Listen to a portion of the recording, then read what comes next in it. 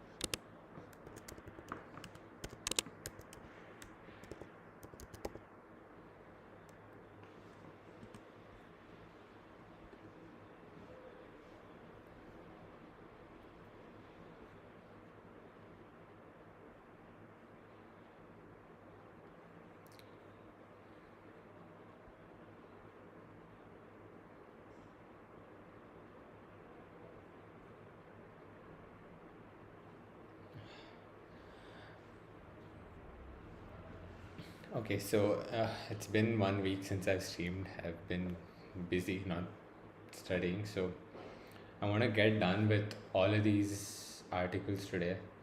How to use struct tags, how to use JSON.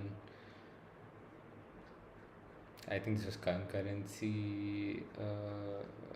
Yeah, okay. So concurrency, three, and what was the last one? Context. Shouldn't be too difficult. I should be able to get through these four by today. Hopefully, I'm gonna stream until I'm done with all this. I don't wanna procrastinate anymore. So, okay, yeah.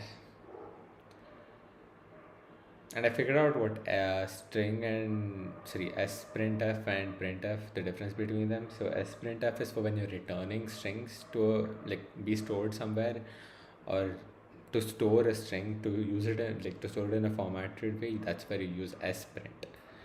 So yeah, okay. Mm-mm.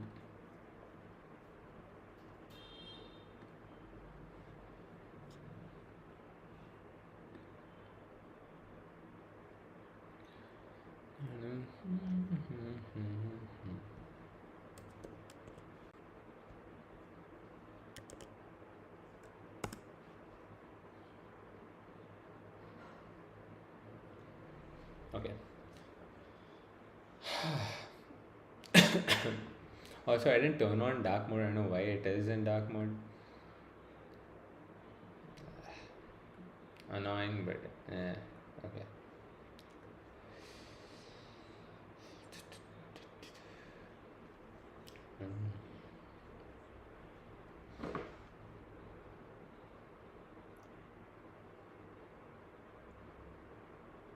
What was the second context? Yeah.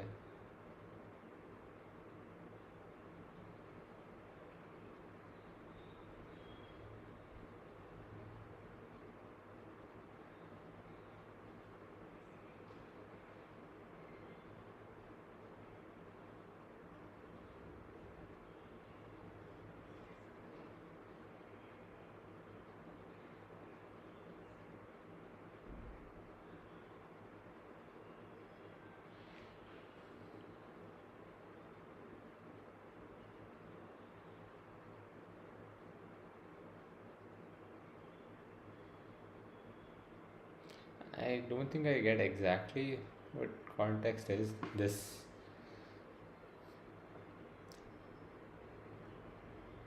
it, I mean, according to this example, it tells us what, like, it tells the code what the status is, and then based on that, it decides whether it should compute the response or not.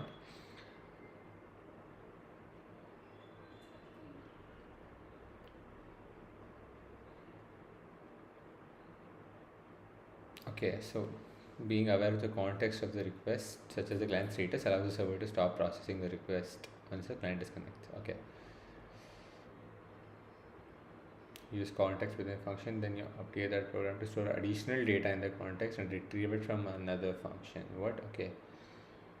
Uses context within a function. Then you update the program to store additional data in the context and retrieve it from another function. Okay. Signal is done to stop processing. Okay. Uh, oh no. I need to do this first.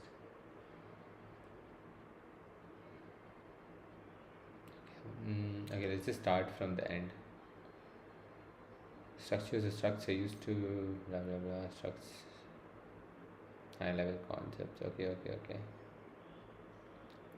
Struct types themselves do not affect program behaviors and they are written at runtime, typically using reflection based on level.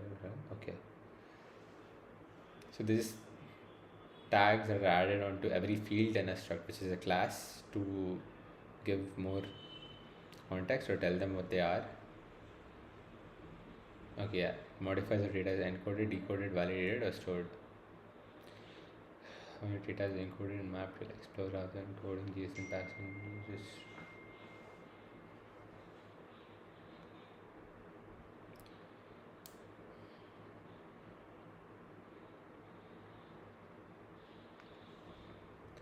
Okay. Understand between get and lookup methods for read tags. There are to combine multiple tags in a single field. Okay.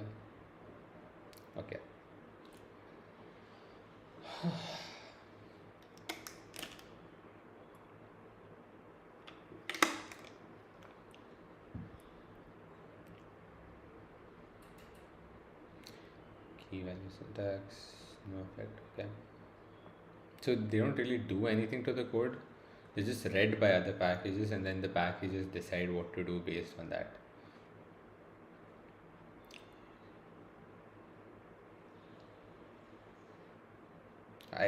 Okay, so since the aim is to learn how to use JSON, I think this whole article is just going to be focusing on using struct tags, especially for JSON. JSON control field naming with special options like omit empty to skip zero values and minus to exclude fields entirely from JSON output. Okay. Tags value, but you look up and you need to distinguish between an absent tag and one explicitly set. Okay. So dot get gives you. Okay, I don't.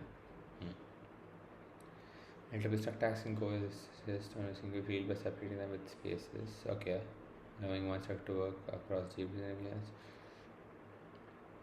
Okay, so if one particular field needs to be have multiple struct tags, that can be done for databases, validation, blah blah blah. Okay, custom struct tags by defining your own tag keys and using the struct tag. I don't think we'll be doing that in this. I think the whole point of this is to use the encoding/JSON package.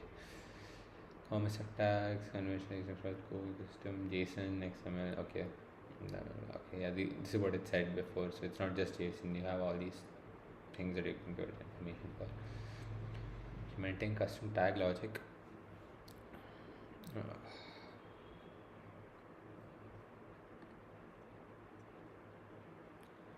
Okay.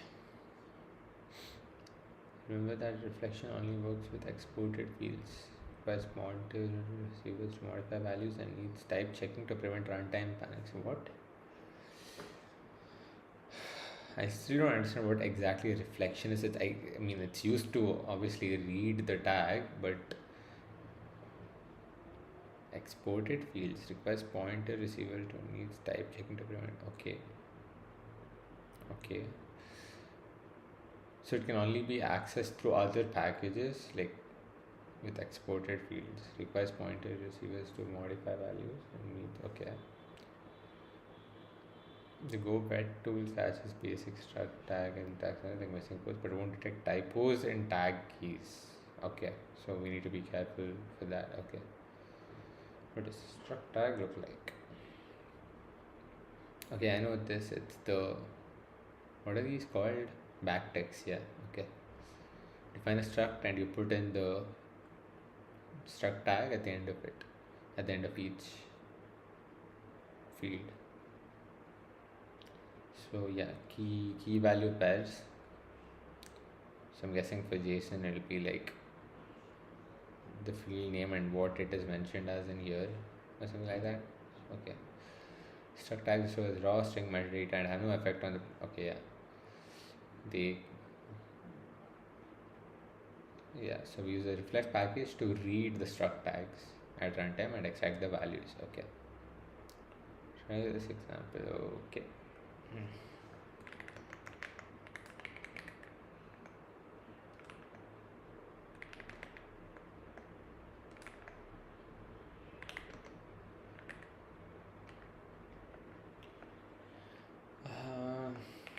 creator. What is this again? Struct tags.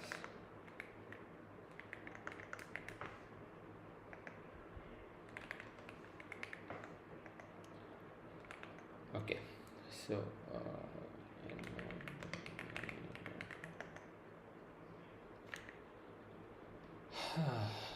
okay.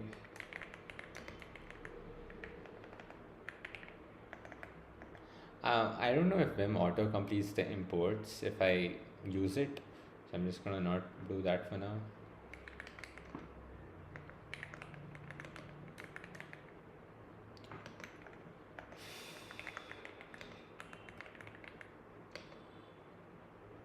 Backticks. What's backtick?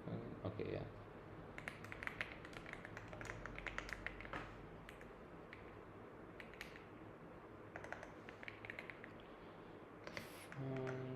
You pointed.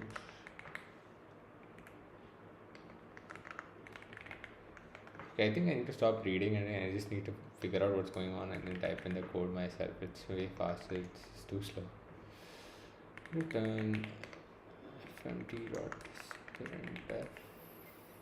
Hi, my name is u.name. Okay. My name is percentage s. Wait, did I not? Oh.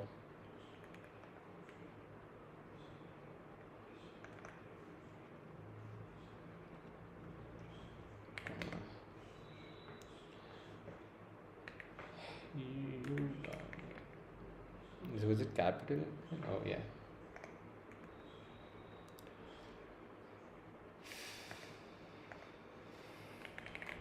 What are we doing? Main, we're defining an object with giving it value and then printing it. Okay.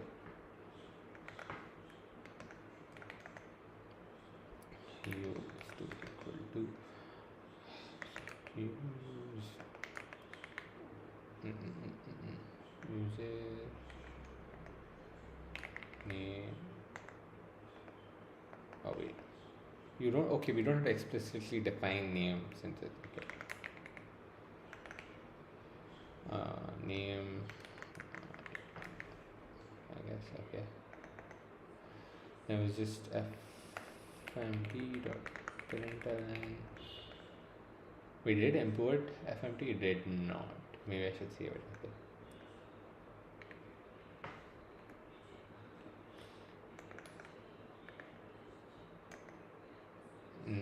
Okay, yeah, fmt is not added. I need to manually type that in.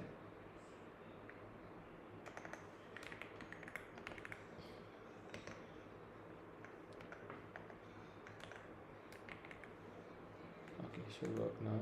No. Missing comma for new line. Wait, what?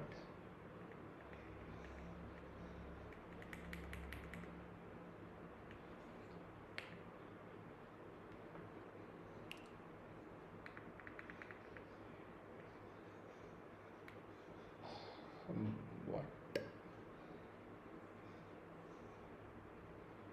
Comma u.name. Okay, this is correct.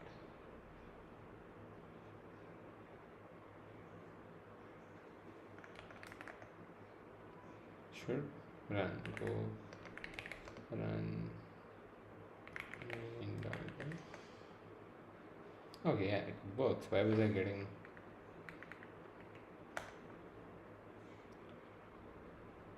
It's not compatible. Okay, that should be fine. I guess that's not an issue. Everything else okay, works. I'm guessing because this is a custom stack, it's custom struct tag. It's not recognized by Reflect, so other packages can't read it. Okay, so definitely not print this. Oh, it's a pointer. My bad.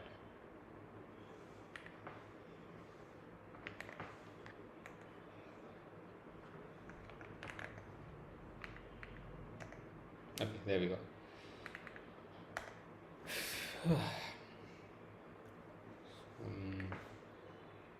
Okay, yeah, then find the user type with name field, and name field has been given a struct tag example name.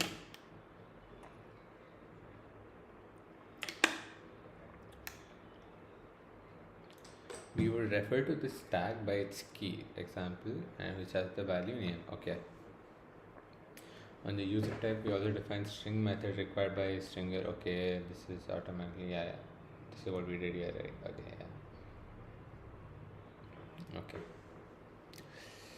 Within the body of main, we need to create an instance of user type and pass into, okay, even though this blah blah, it has no effect because no code is inspecting or using that tag, right? To make struct tags useful, other Go code must examine them at runtime. The standard library includes several packages that rely on struct tags as part of the function. And the most common is encoding JSON. Okay. Finally, textual format of encoding collections of data organized into different string keys.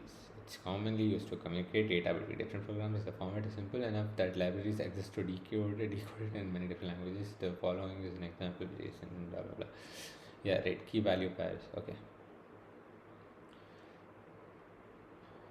Oh, there's so much. Okay. The JSON object contains two keys, language and mascot, right? Following up the associated values. Go on, go first, right? The JSON encoder in this makes use of struct tags as annotations indicating to the encoder how you would like to name your fields in the JSON output. Okay. Oh, these JSON encoding and decoding mechanisms can be found in the encoding/JSON package, right? Okay. Try this example. See, JSON is encoded with struct tags. Let's read it once before I start typing it out. Encoding transition. Okay, FMT log I haven't used before. OS I haven't used before. Time I have. Oh, I'm guessing it's gonna log the time it takes for each response. I think. No, it's just gonna log the time in which the password is read. Okay. Struct has name, password, preferred fish. Wait, why is it a list? I guess it doesn't matter. Okay, created at. So this is defined by default, I think. So okay, yeah. So this is initialized as soon as an object is created to show when it was created. So you create an object, you give a name, password, and created at, which takes in the time dot. Now preferred fish is not here. What? Okay.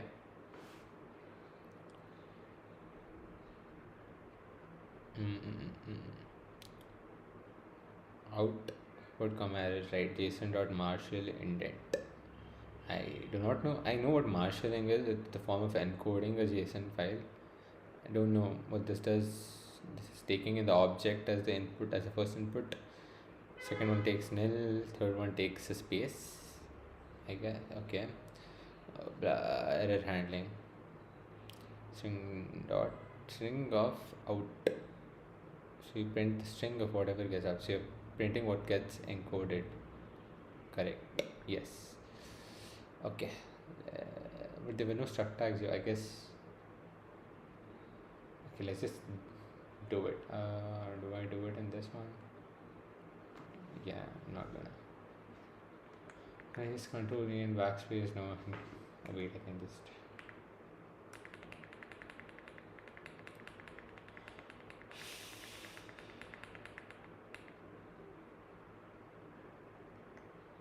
Okay.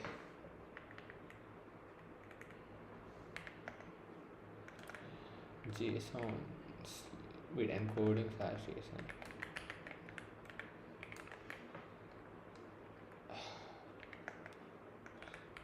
Log.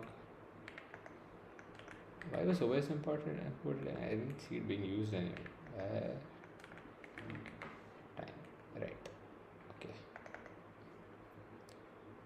So yeah, so create the type user struct. So it had what name string.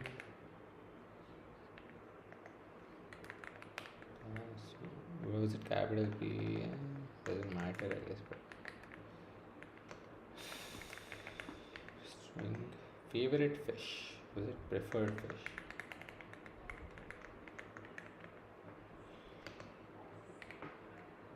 Still don't get why this is being used. It's not even being called anywhere. Created and time dot time. Okay, so now main function, yes.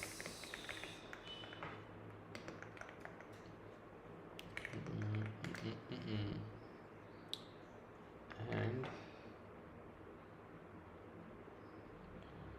what is it? Yeah, user. So name was anything, I guess. So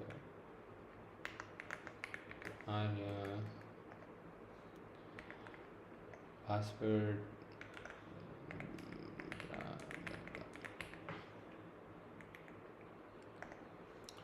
name, password. There was no preferred session created at equals time dot. Wait, is that how time dot? No, okay, it's yeah.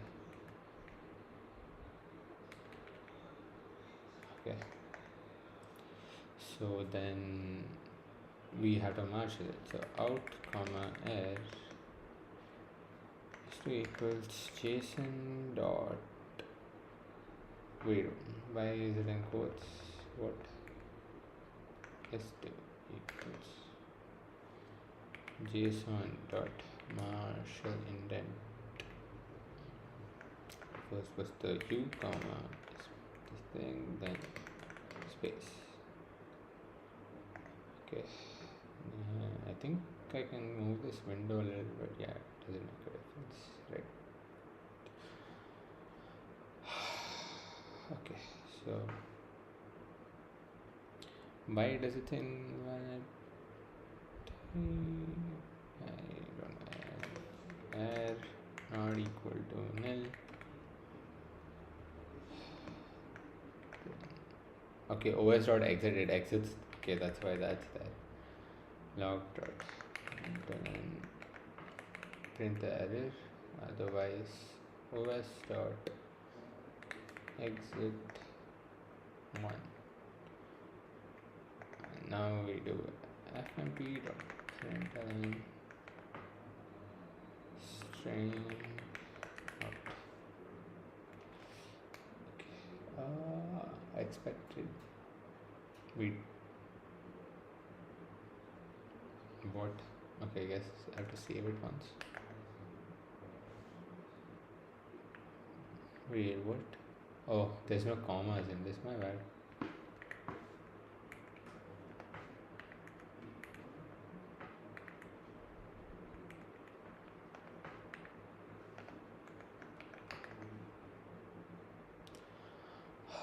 What? Wait, is there not? Oh, my bad.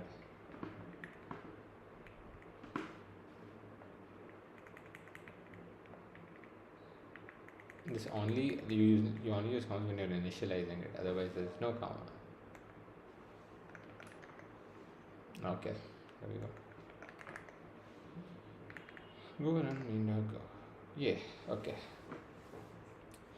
So that's how you come. Wait, I still don't understand what Marshall intent does. I hope it explains it here.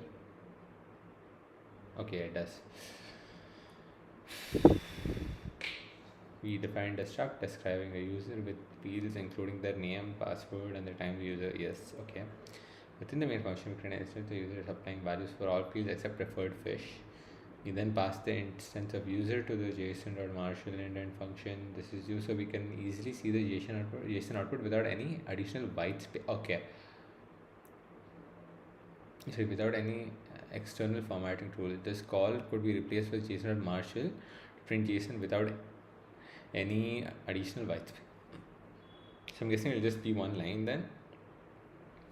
The two additional arguments to control the prefix to this output, which we have omitted with the empty string, and the characters to use for indenting, which are two space. Okay, that I did not do. Any errors are logged and the program terminates. Finally, we cast the byte returned from JSON message to a string and pass the resulting string to 15. Okay, right. I'm gonna try two things. I'm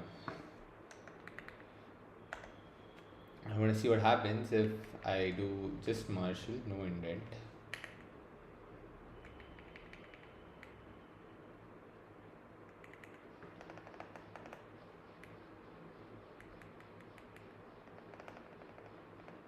Okay. Okay, no errors. And okay, yeah, let's do this. Then I wanted to see what the error gets logged as. Ah, yeah, same single line, no space, anything. So this is the space, I guess. So okay, so between the key value pairs, so on the left side it was zero space, and on the right side there was one space. That's what I'm guessing that means. So Marshall, can I just undo it? Oh yeah, I can. Okay. Wait, no, what? No.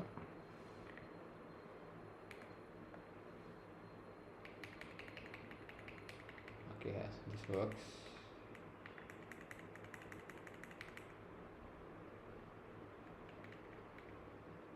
So prefix. Okay, let me put two here as well as two here. Let's see what happens.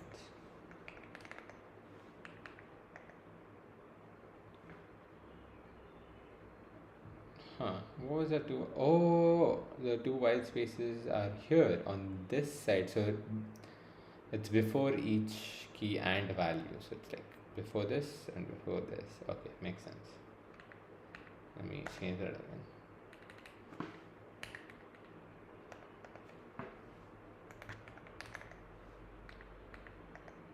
Okay, perfect. Preferred fish comes up as null. Wait, that's not here. What? That's not here. That's not here. That's not here. What is up with this? Is there a change somewhere? How do I? How do I? The urge to use an AI is strong, but I shall not.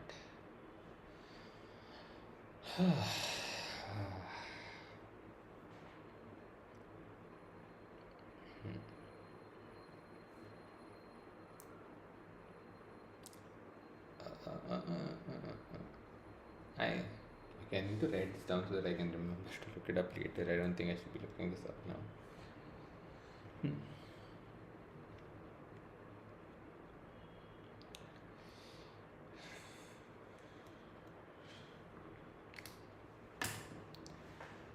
Okay. Okay, but this makes sense now coming up here because we haven't like declared it, so it should be null. But I guess it's just an older article. Maybe something's changed between then and now. Okay, we've gone through this. The fields are appear exactly as named.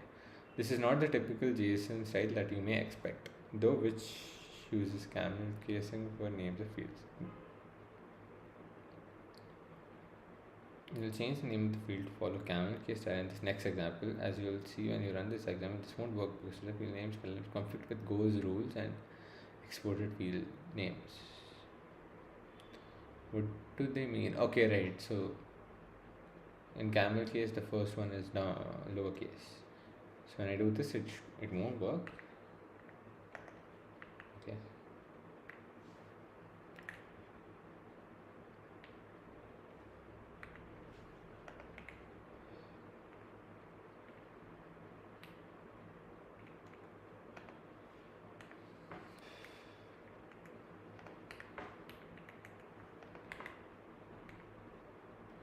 Okay, and then I change them here to red.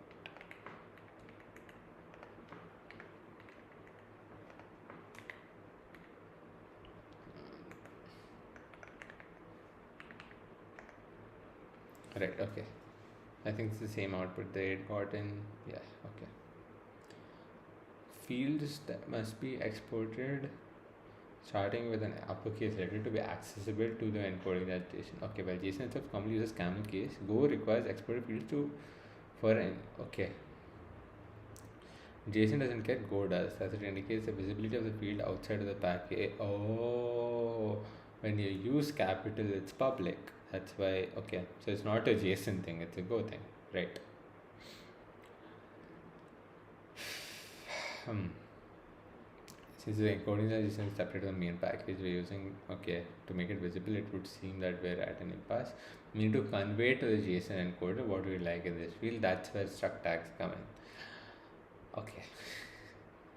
We can modify the previous examples to have exported fields that are properly encoded with camel case. Fields such as annotating each field with a struct tag. The struct tag encoding slash JSON recognizes the key of JSON and value. Okay.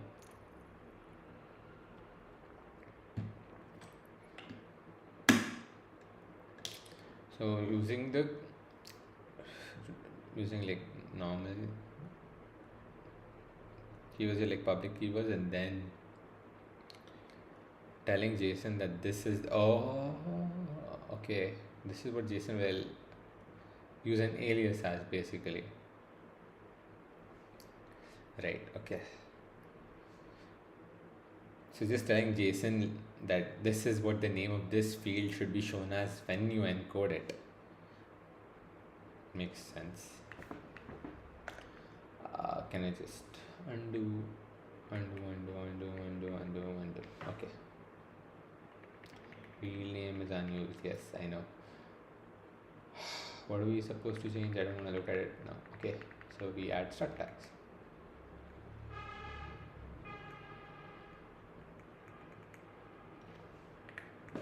Backtick. JSON is to name, correct? Yes.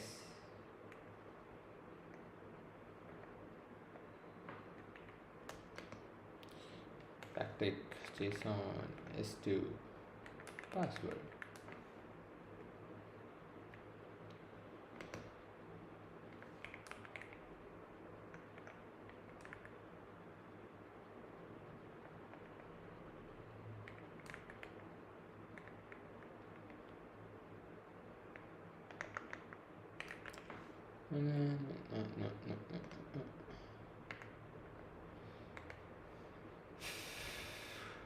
No.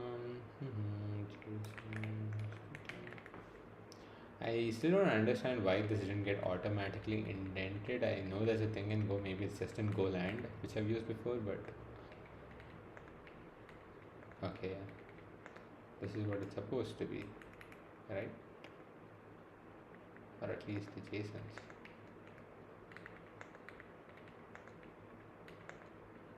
Right, this is how it's supposed to be. I guess not these though. These are regular.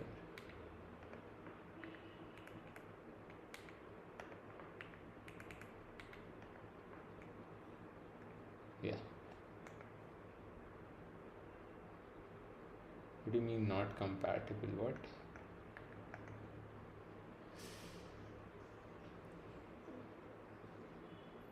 Oh wait, why did it not automatically close the?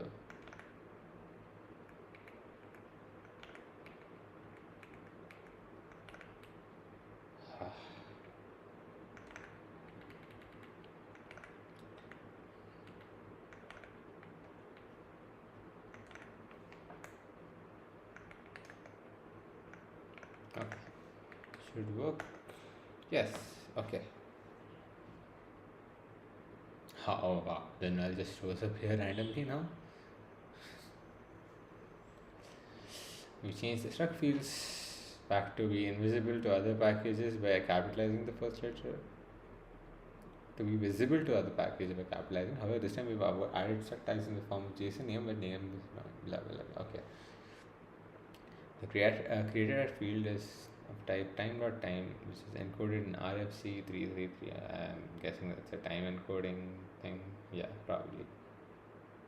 Date, T is for time, and the time. Okay.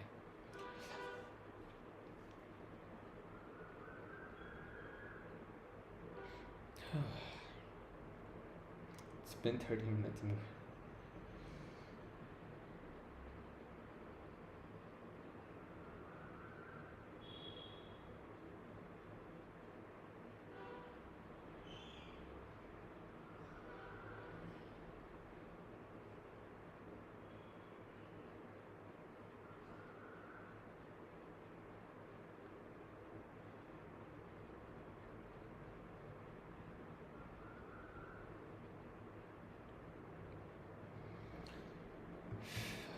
Okay. Hmm. I don't think I'll be able to go through all four.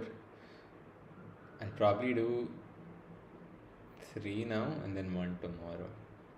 Yes, I think I can get through three. It's not gonna. This is taking more time than expected. 35 minutes and we're barely one third of the way through one article. We're not successfully going to have the fields some value. Not set those values can eliminate these fields as well as you. Okay, so that's what the minus was for, and the omit empty. Okay.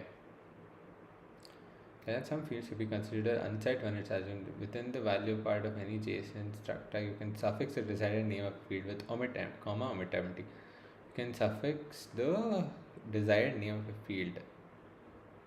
So what is okay, here within the quotes. Okay. To tell the JSON code to suppress the output of the field when it's set to zero value. The following example fixes the previous. Okay, let's see. And then omit empty, write up a preferred fish.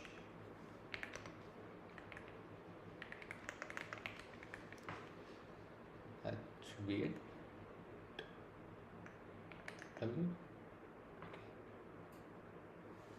What is the is there? Okay, I guess there's no command. I think it's the space there.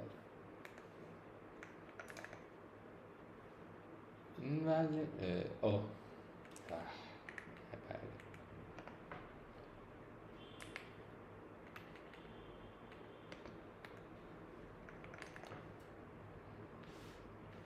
No, the space is wrong as well. Yeah, okay, so there's no unnecessary spaces. My bad.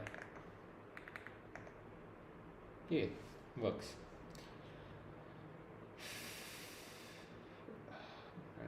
This is the example output.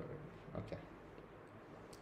Preferred fish field now has a struct tag JSON preferred fish omit empty. The presence of the omit empty option causes the JSON encoder to skip that field since we decided to leave it unset. Okay.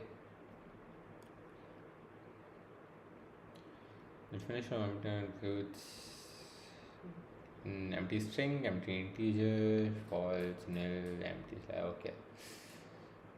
However, some types of system data might still be encoded even when the to zero, which can lead to unexpected results when using omit empty. This output is much better, but we're still printing and uses password. We're still print. Okay, we shouldn't be printing out the user password. The encoding JSON provider. Okay, this is. I'm guessing this is the minus. Yeah. Okay. Ignoring private fields. Some fields must be exported from struct so that the packages can currently interact with the type. However, the nature of these fields may be sensitive. So in these circumstances, we like the JSON encoder to ignore the field entirely even when it is set. This is using the minus. So so we don't even read it. Okay. Thought it was gonna be similar to what we did over there. It was just a comma omit empty and it still read it, so it doesn't even read it over here. So password here should be a dash, so we don't return. Wait, what? Yeah, so we don't return anything. Oh, okay. In this example, you will see this output. Yes. The only thing we've changed is if we now use the special minus of a JSON struct tag from the partial no longer present. Okay. Should never be stored in plain text. Instead, it should be securely hashed. Okay. Features of a package, other options are not part of the Go language itself. Their behavior is defined by the implementation of the encoding/JSON package. Okay. Yeah, okay, that makes sense. Many third-party libraries follow similar conventions, but it's important to consult the documentation of any package that uses struct tags to understand how they are interpreted. Fine, we shall look that up when we get to it.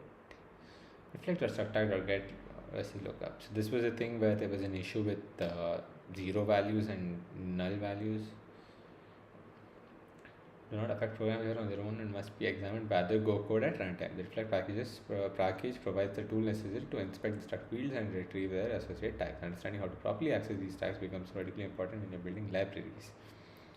Validation frameworks are anything that needs to interpret struct metadata accurately. Okay.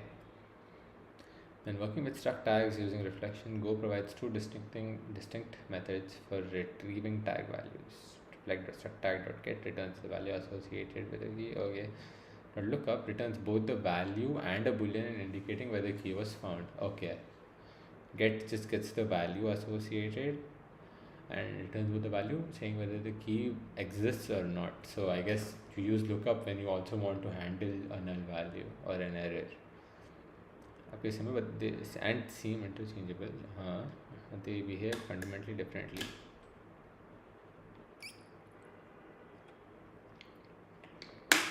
They handle the distinction between a tag key that is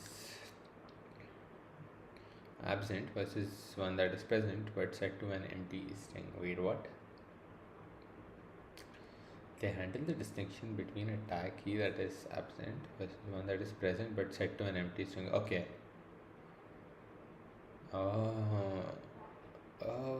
if something can be set to 0 or nil, then dot get will still get it back. But if there is a string that's 0 and you use lookup, then you don't get back any value because the boolean gets returned as false, which means there is no value present. Okay. No tag specified and tag explicitly sent to empty. Okay, this makes sense. So I don't think I'll be writing this one. This is pretty straightforward. Okay. Wait, I just want to look at how it's. Wait, why is there nothing set in here?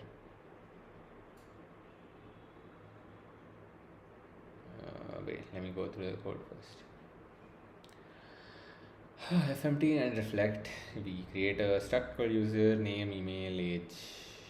Two struct tags, nothing for age. Func main t initialize t with reflect or type of user. Okay.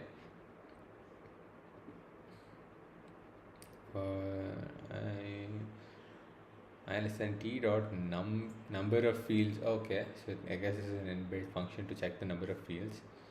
I plus plus. So instead of for loop, we keep instantializing a field object with I for some reason. Okay. Wait, what? It's only t dot field I.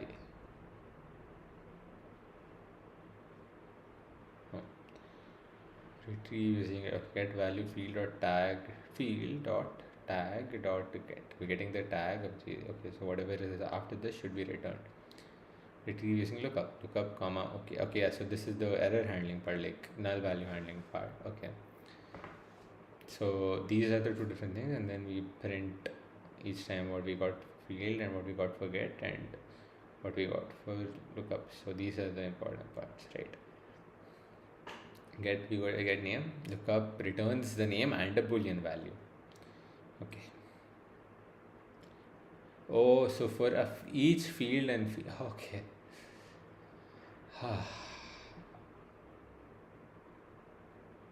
Reflect dot type of user. So every type is stored in T as an array. So T dot field of 0 is the first. Okay. I haven't learned the entire language in like inbuilt functions, so I did not know what is written. Okay, but now it makes sense.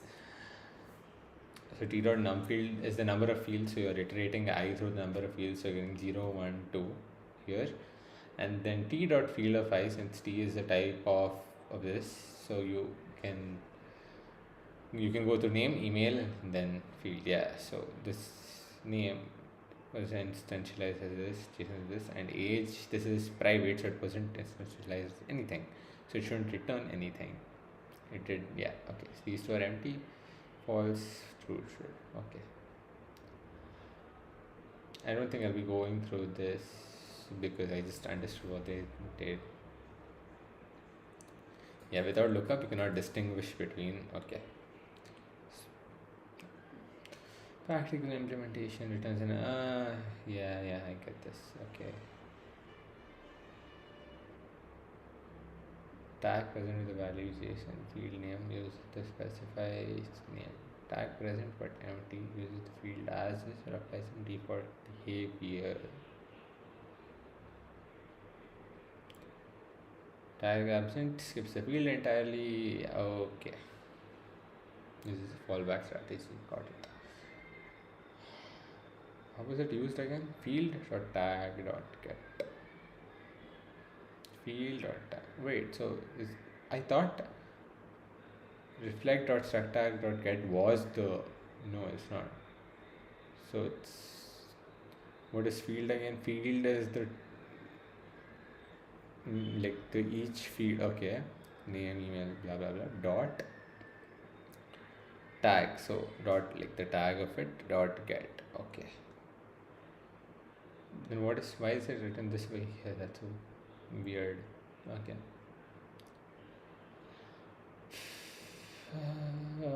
Okay. When to use it? Okay, this is just going on and on. Combining multiple tags on a single field. Okay. In many real-world applications, a single struct is often used across multiple layers of a program. This is particularly common in web applications and microservices, where the same data structure needs to interact with various components of the system. For example, consider a typical Webflow application. Uses a wait, and I read that without understanding anything. In many real-world applications, a single struct is often used across multiple layers of a program. Okay. It's pretty common in web application where the same data structure needs to interact with various components of the system. Okay. A user submits data to an HTML form, your web framework passes the form data and binds it to a struct. So someone fills in form gets stored in a struct. Your application validates struct fields against business rules. So you have a set of rules that had to be met for this to be initialized. Okay.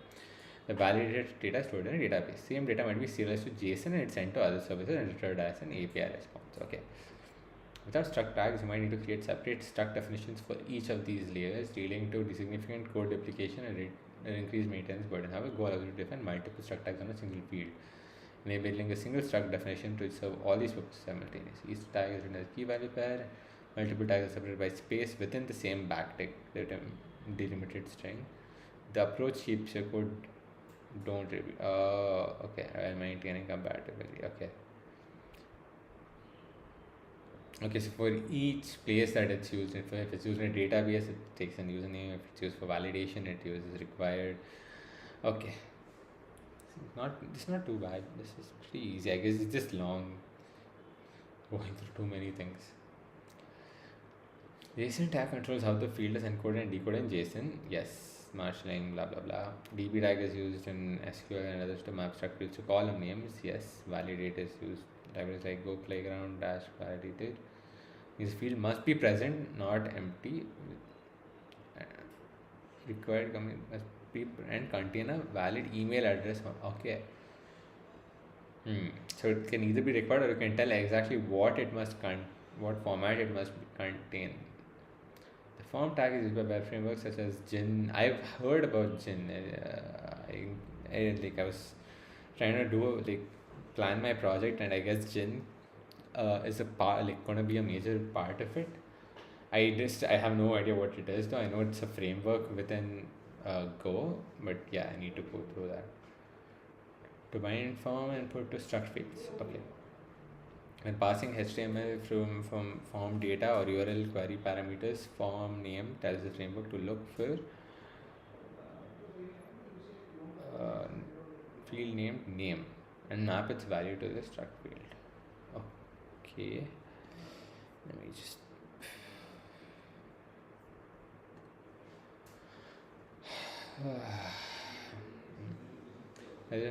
right. Okay. Each library reads only the tag key, recognizing this is possible because each package uses the reflect package to look up the specific tag key that it cares about. When a library records a reflect tag, it sees only its own key. Okay, this is that means multiple tags can coexist on the same field without interfering with one another. For example, when you call JSON.marshal on a user struct, the encoding is only the JSON tag. It completely ignores everything else. Got it. Rules and best practice. Why is this so long? Is it just text from here on about best practices? Tag must be separated by spaces, not commas. The space character is what separates one key value pair is correct. Okay, okay, okay, okay. Each tag will appear only once, but the behavior using get a lookup is undefined. You might get the first man. The entire tag must be enclosed in backups, not regular quotes. Okay, the tag values must be properly quoted. Each value in a key value pair must be enclosed in a double quotes.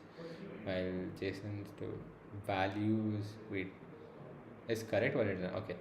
Maintaining consistent spacing when the Go compiler passes tag with irregular spacing, consistent formatting makes tags easier. Okay, and to use multiple tags. Okay, yeah. Okay. Implementing custom struct tags, encoding slash coding. Yes, that's how average can interpret different. However, struct tags are not limited to predefined fields like JSON, XML, or DB. You can define and use your own custom tags to control the behavior of your programs. Struct tags are simply strings associated with struct fields. Any code can read and interpret them using the reflect package. This makes it possible to build declarative APIs. I mean, it's just going on and on. I might just skip this.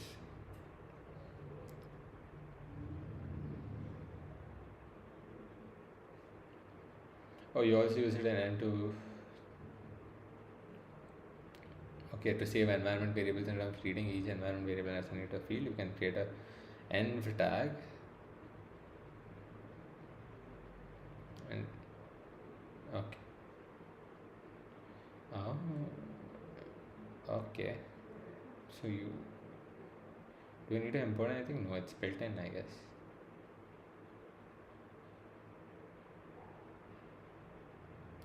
Each one and tag specify the environment variable to read from. This is a declarative. You can see it as large. Okay. You write a function that reads these tags using reflection and assigns values to the struct fields. I should probably type this out. Let me just see what it does. Load env CFG interface. Okay, what? See, why is this randomly throwing this at me? CFG interface. Is this an example or is this an actual piece of? Okay, let's. What is CFG in Go?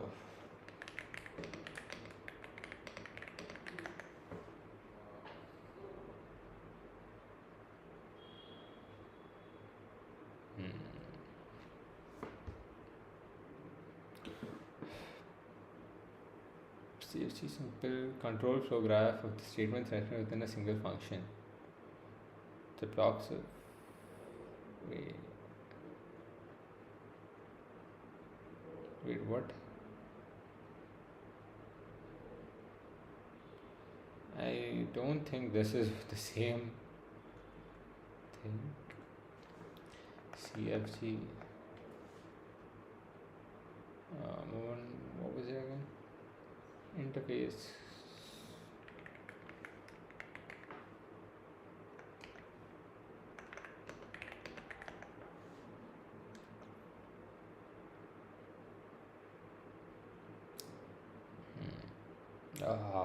Delight.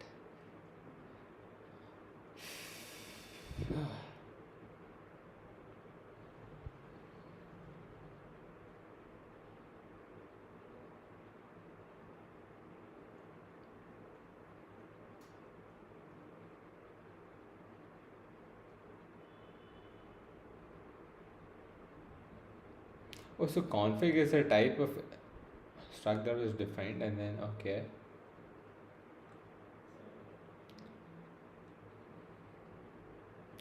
Oh, it's defined right here. My bad. Type config and then CFG interface. Okay, so this takes in config as input. B takes the value of the configuration dot. No clue what that does. B dot type. Okay, what type of struct tag is it? It is for lesser than number of fields plus b dot field of I, 3 dot field of I. Okay. Tag value equals field type dot tag dot get env. Tag value equals this nil then continue. Or we're just using get without the, we're not using lookup, we're just using get. Okay. If value comma exists is equal to os.lookup and tag value. Okay. And we're using get first and then using lookup and again.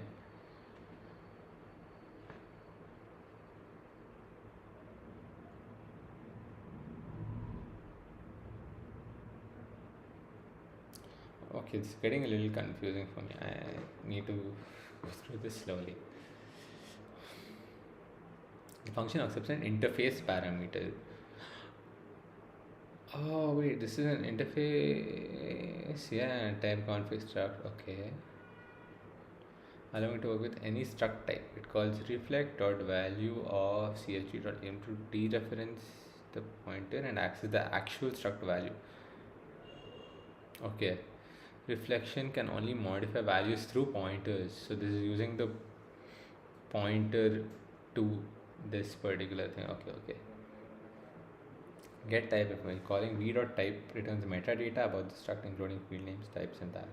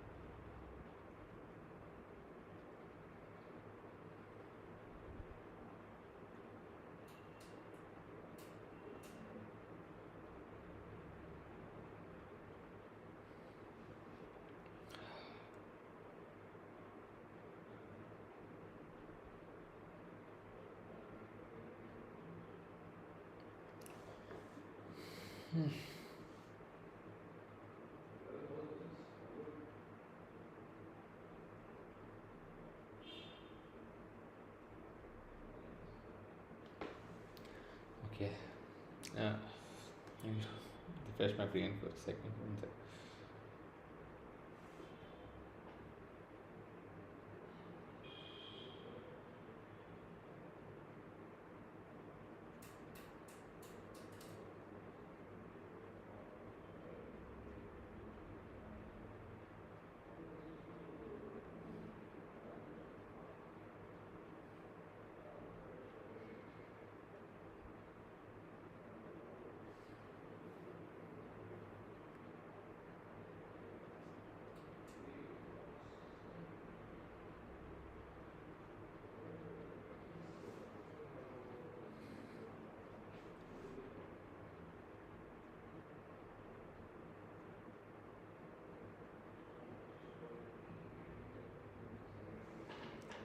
Okay.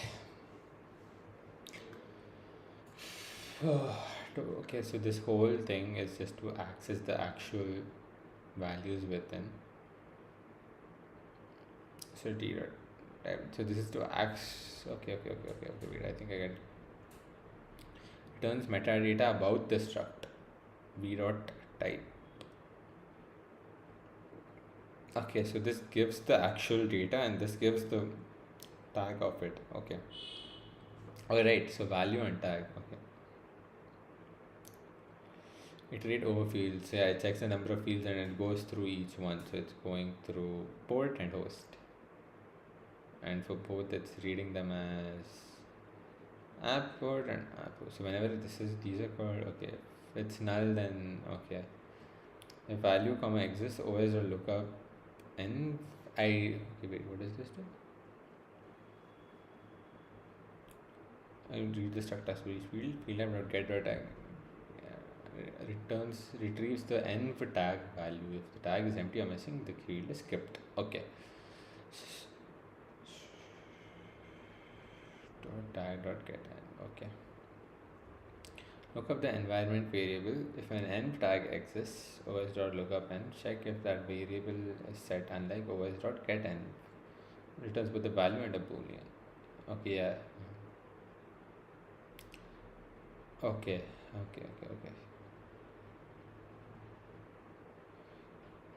Okay, so again, same thing. Dot get and wait, OS okay, this is talking about a completely different function.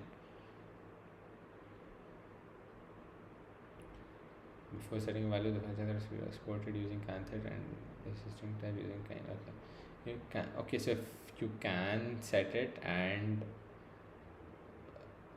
the kind is a string, so if you can set it and the type is a string, then you set the string.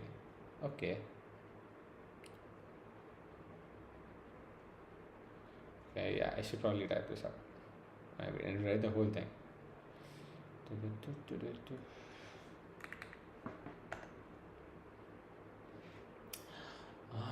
I don't want to sit and delete everything again. This is annoying.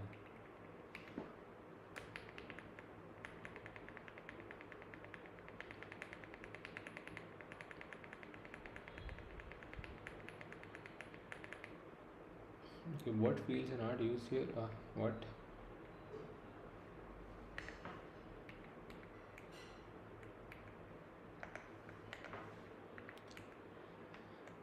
FMT OS and reflector. So FMT OS read log time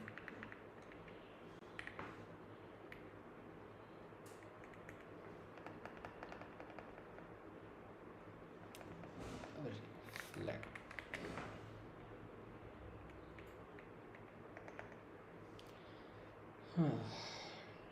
Type fig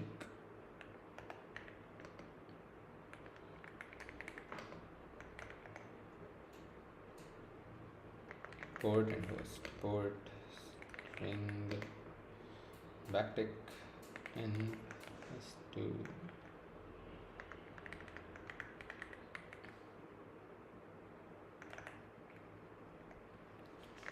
host string backtick and this amp underscore host. That's all, yeah. And then load and CFG, which is of type interface.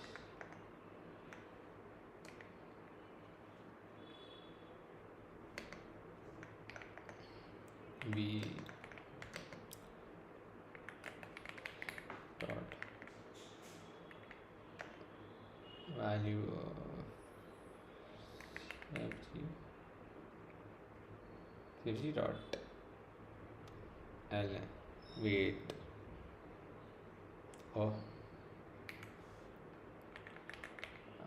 I don't think this explained what exactly elm does, did it? I don't think I saw elm anywhere. Okay, just put the whole thing, but it references the pointer and actually need to look up what elm does. T is to equal type of, was it? Yeah, v dot type.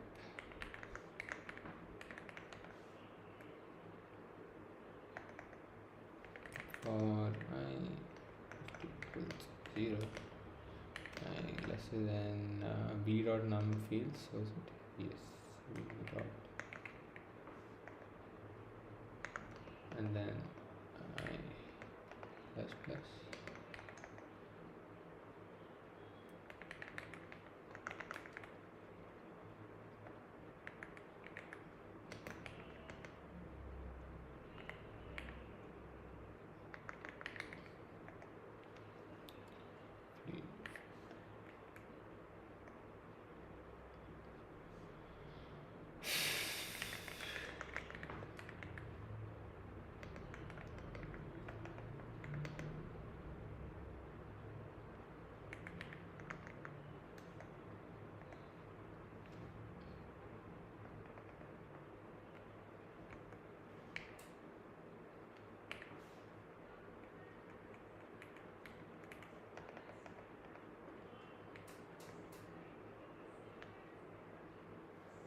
Yeah, why is this say and what?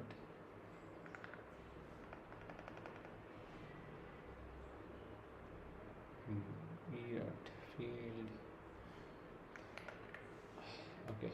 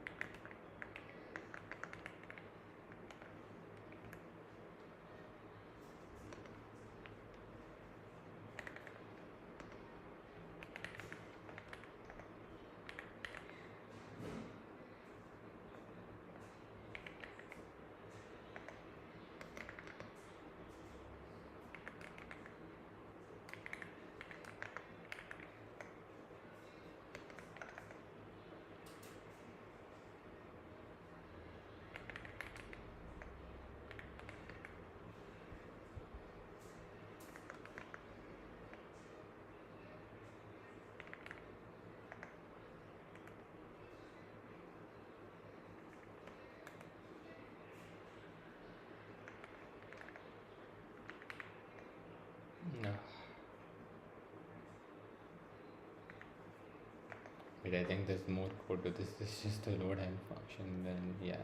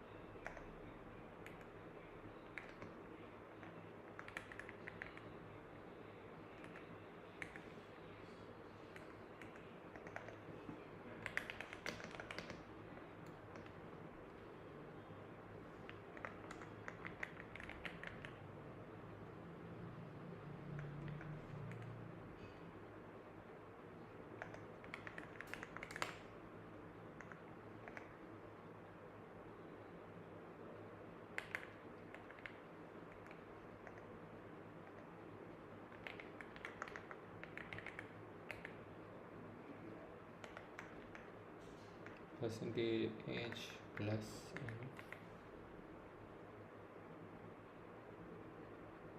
plus plus v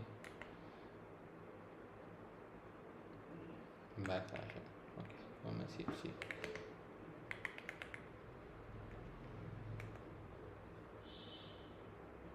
Wait, what did removed it when I saved it.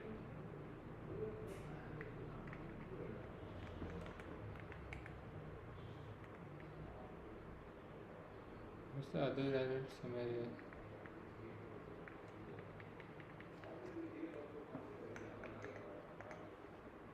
Oh wait, what? Yes.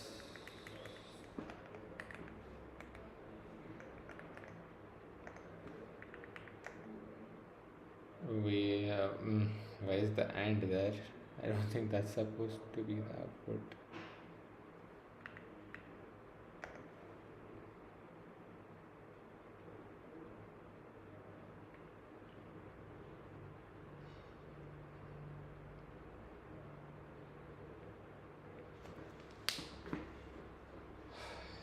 Interface can be replaced by any. That's all right.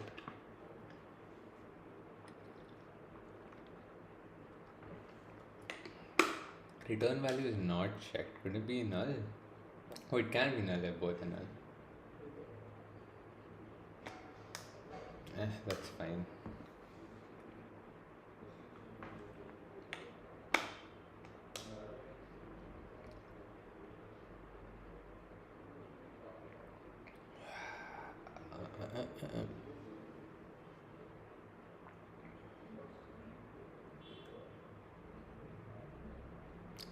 Okay, there's something wrong with my code. I can't figure it out.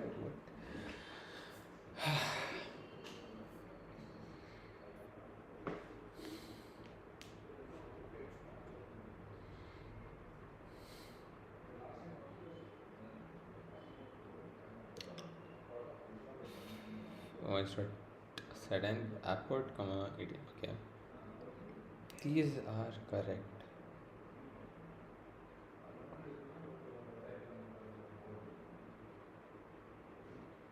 Node and CFC. Okay.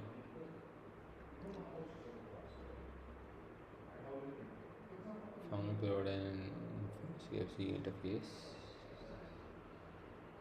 B type of reflected value of CFC program. Okay.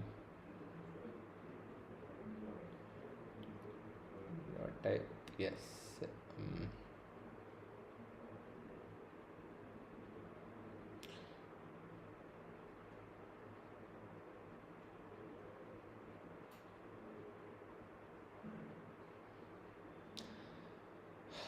I don't know.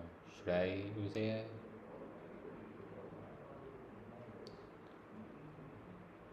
I don't see anything wrong with my code if value comma is lookup and tag value. Okay, this field dot concept and string and dot that string. Okay, okay, okay, okay.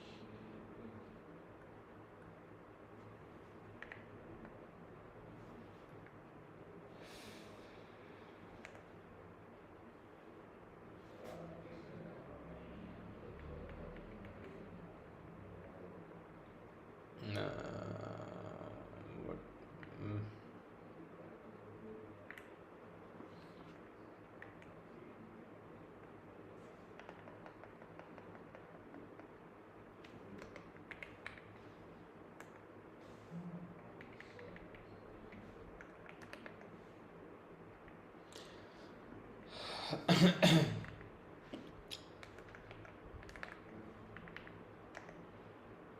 nope, still the same thing.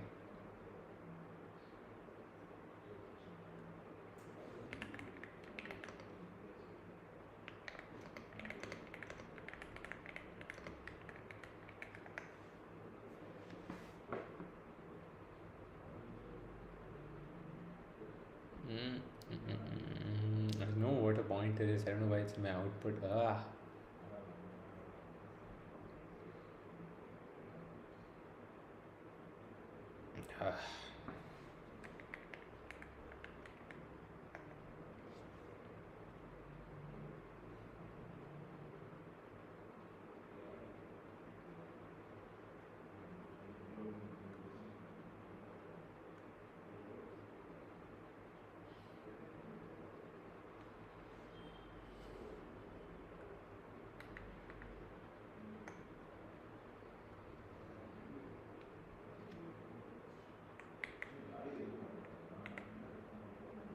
What?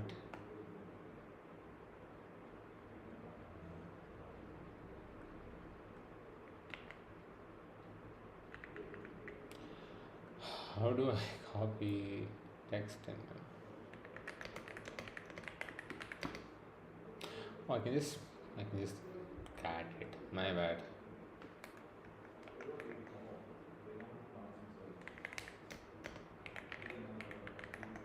Yeah, okay.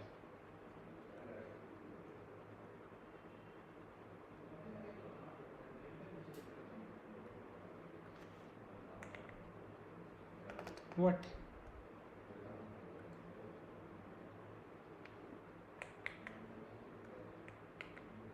Okay, fine.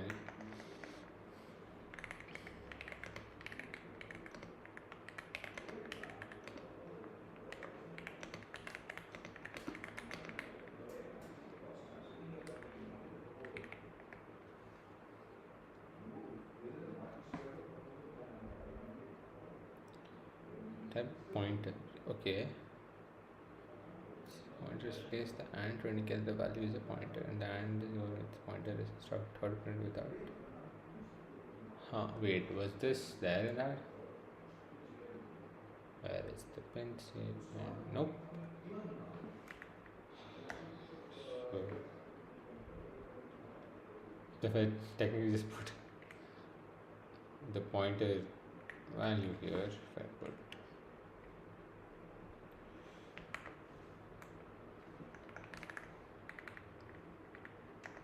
oh, okay. Maybe it's just the difference in Golang versions. That's okay. So I thought there was an error. There's no error. There was nothing wrong with my code. Okay.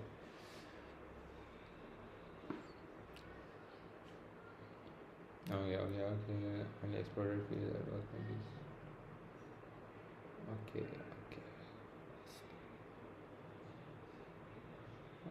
Okay, common struct tags. Okay, is that all?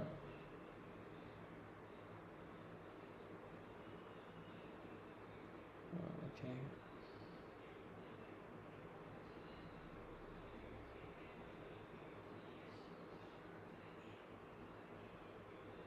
I see. To be fair, I still don't get all this dot tag dot get. Like I still need to go through. I need to refine that, but yeah, I don't know how to use reflection properly, so it's something I still need to go through.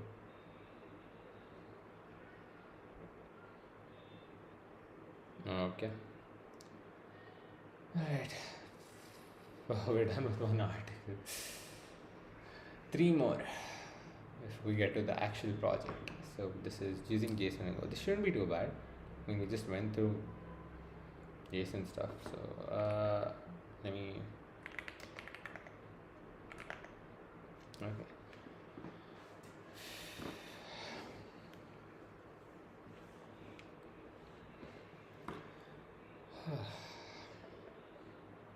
Seven 15. It's been an hour, I think. 1 hour 20 minutes. Okay.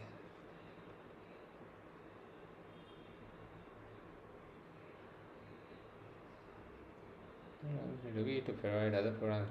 Many programs have their own way of storing the data, and data needs to be converted to common format they can understand. JSON is a popular. Okay. Many modern programming languages include a way to convert data into JSON using the standard library.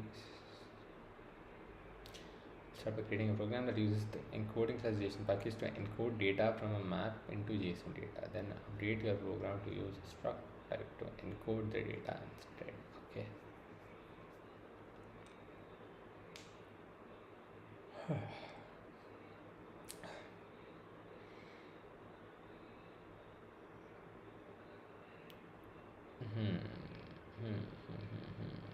Okay, wait. I think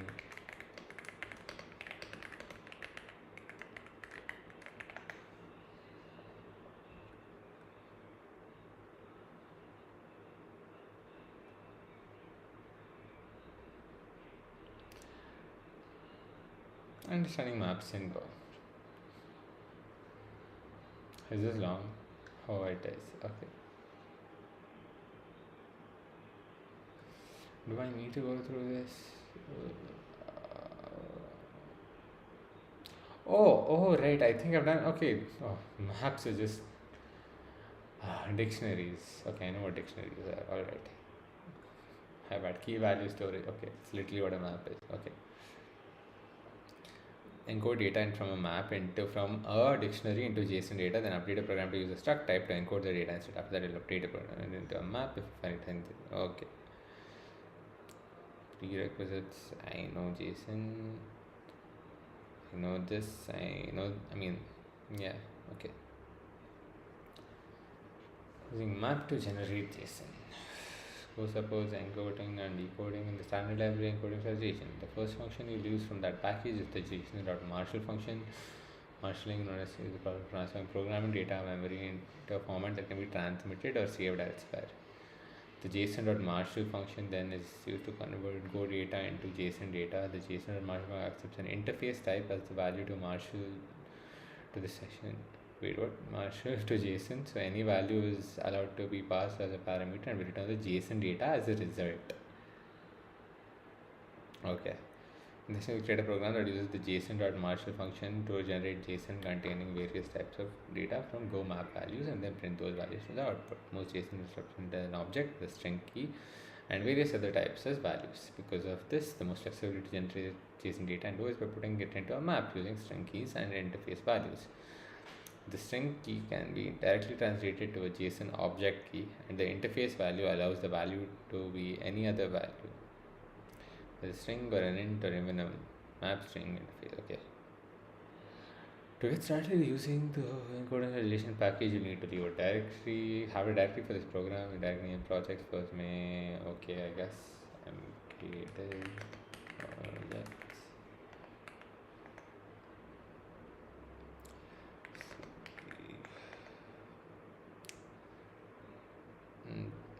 Make a directory. Wait one. In this case, use a directory. JSON wait again.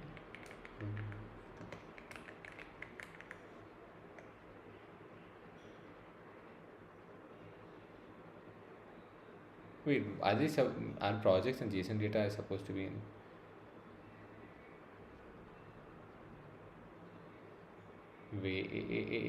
Wait. Huh. But it does say navigate to it. Okay, but let's see, look into that later. Okay. In main.go.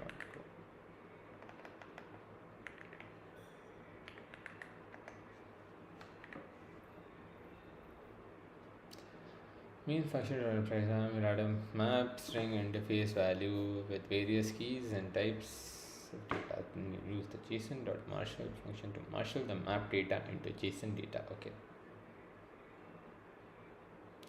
Let me see what we're doing first. Okay, so we have imports. Okay, main data is a map of uh, keys being strings and values being an interface. Okay, so int value, bool value, string value, object value.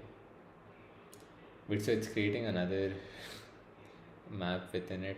Okay, I guess.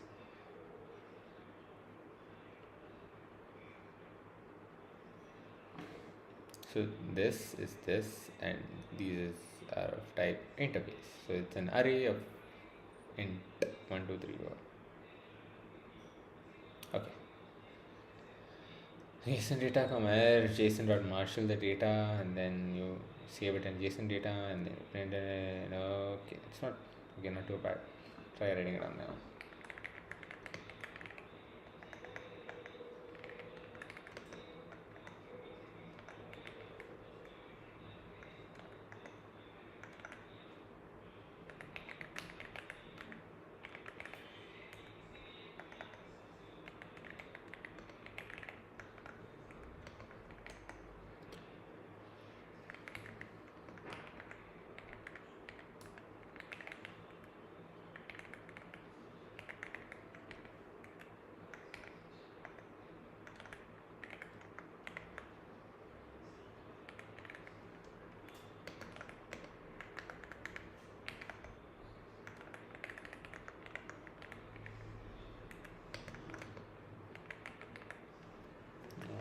True.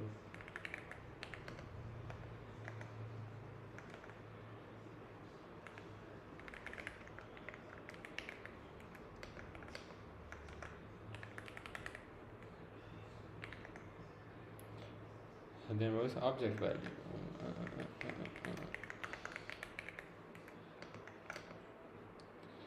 I think it was the same thing, right? Yeah, map string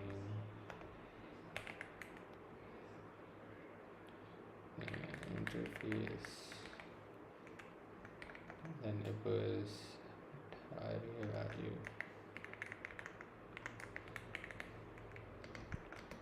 It was type int 1, comma 2, comma 3, comma 4. Yes, that seems about right. Wait, what? Oh no.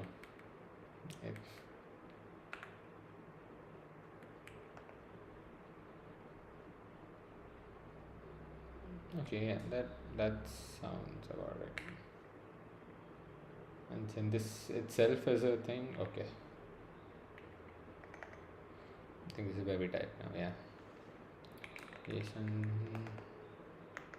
data comma r equals JSON dot marshal data.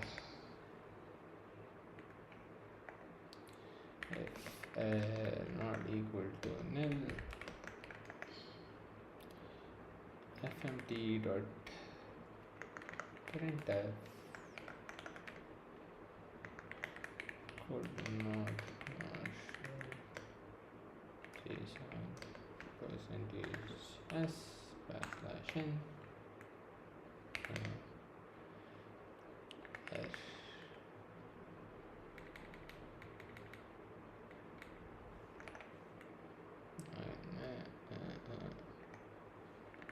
Nothing.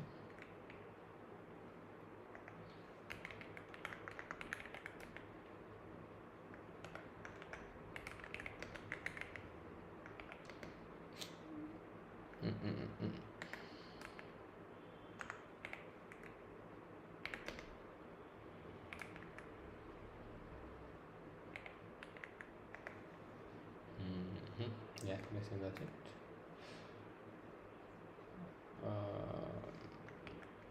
W. What went wrong? What?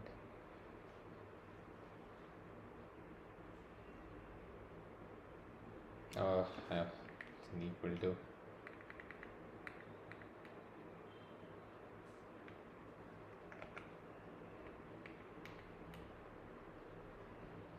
What? What did I?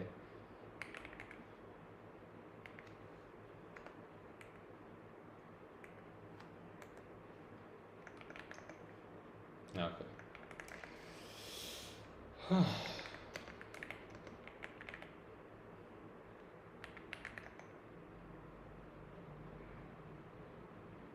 What?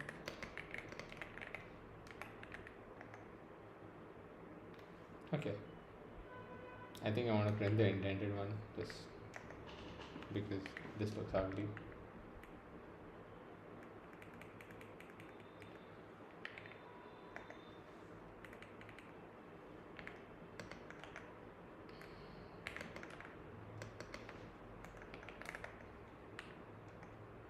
Wait,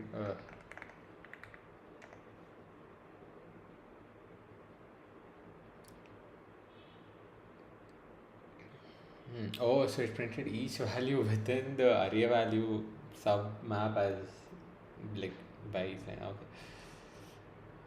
Hmm. Okay. All right. Okay.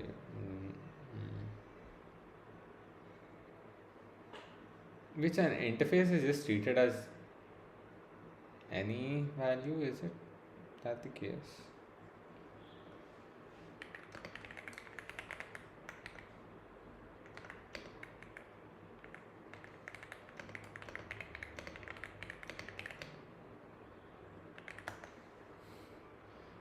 Ah. Okay. So I mean, in Go 1.18, so here I should be writing any instead of interfaces. That makes so much more sense having the keyword any instead of interface. So this should technically just be any. This one as well.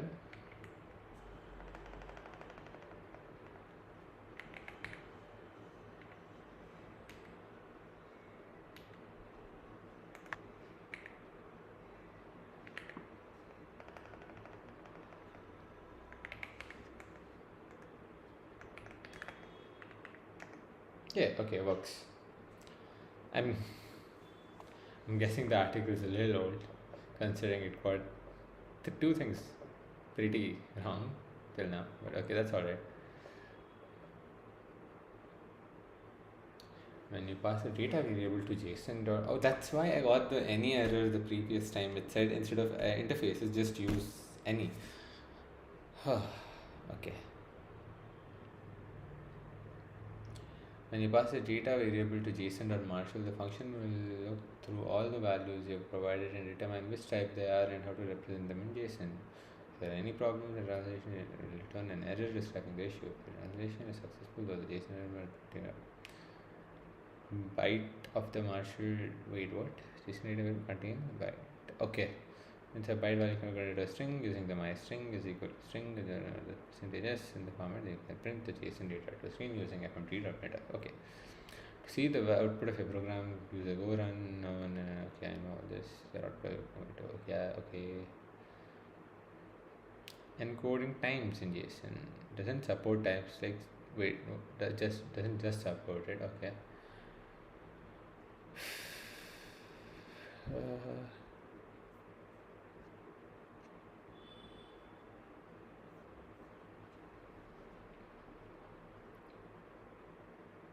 hmm.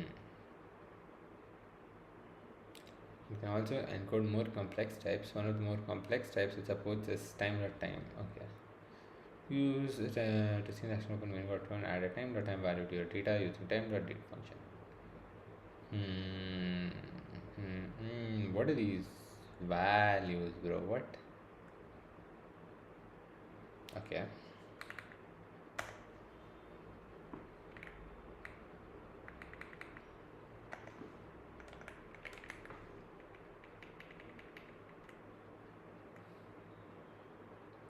After string value.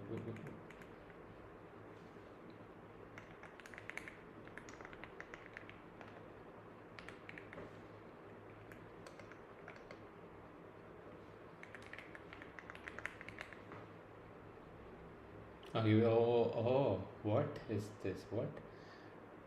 So it takes an year, month, day, hour, minutes, seconds, nanoseconds, and location.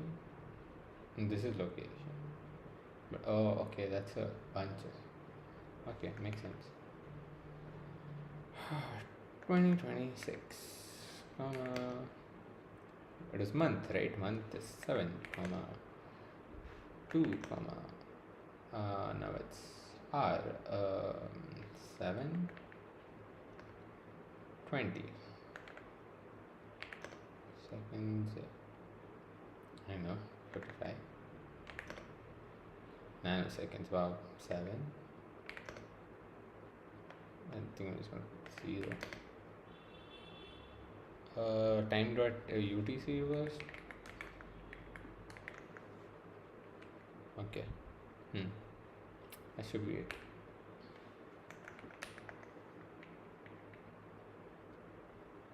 Is that all? Yeah, okay.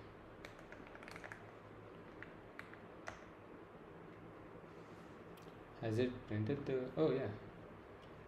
So 2nd July, yeah, and then time is 7:20, whatever. Oh, okay. Huh. What type did you use? Time dot date.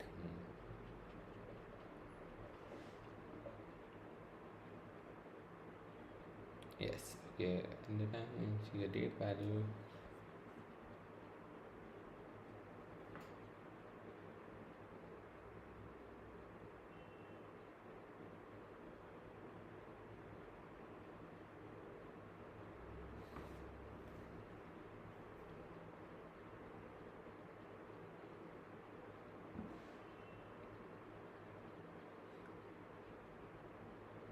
Let's see, date value field with this time formatted using the RC9 command. Okay.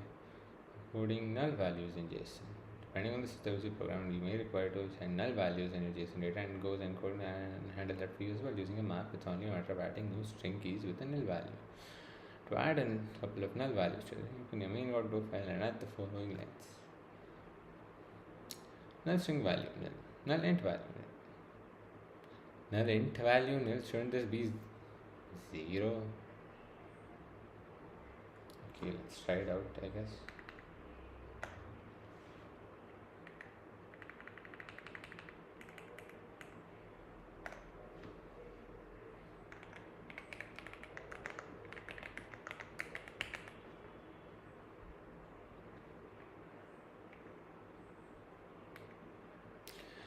Why does it just when you press the arrow, I want to move. I don't want to change what I've typed.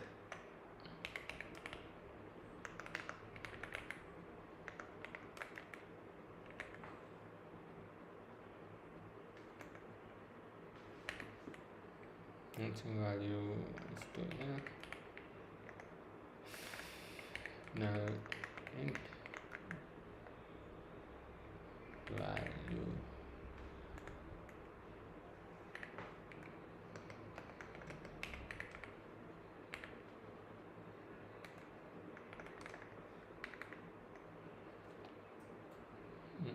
Did it not print the null one? Oh yeah, it did. Why did it print the array after the null? Wait, huh? What? Yeah. Int bool string date object, then yeah, what? I don't understand. Why is oh yeah, it's the same everywhere. String value is at the end. Wait, is that the same case in their output?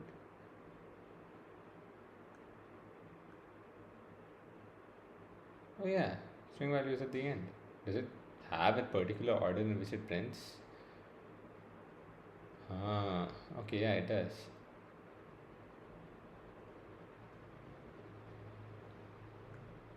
So here the null value is a before object value. Yeah, okay. Null, okay.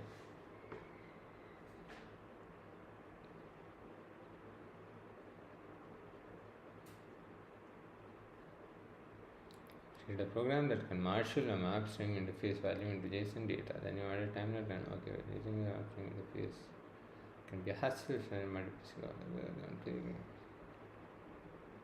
using struct to generate JSON. Okay. The benefits of using a statically typed language, I suppose, is that you can use those types to let the compiler check for enforce consistency in your program. Suppose encoding JSON package allows you to take advantage of this by defining a struct type to represent the JSON data. You can control how the data contains the struct is translated using struct tags in this blah blah blah. Okay, I think this whole area just goes through struct tags. Create a struct, then you initialize a pointer to it. No, sorry, you create a object, my bad, int value of 1 2 3 4. Okay, marshal the data and this would end up with the following value. Correct. Now because you don't want I, you want it to be in camel case, you say okay, yeah, we've done this. Oh no. This is annoying. Okay.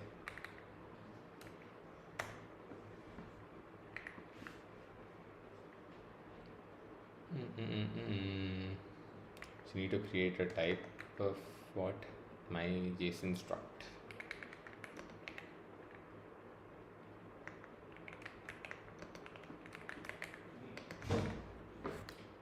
Streaming.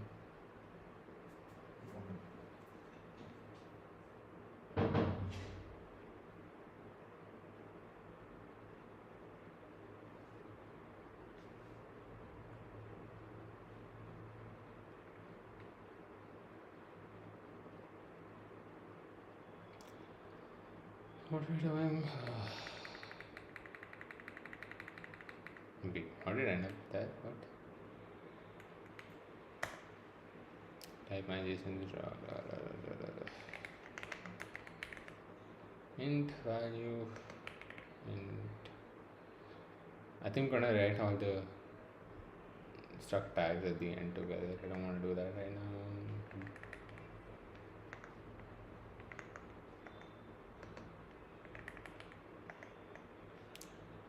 String value. Oh.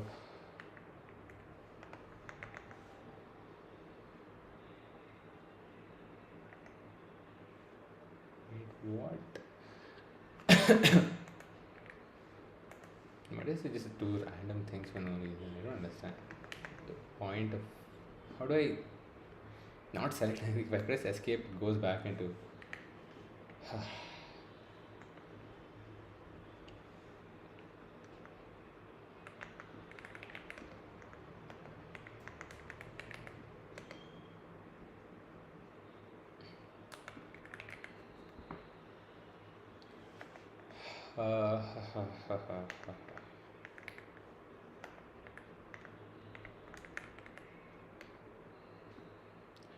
Was it time.time? Yes.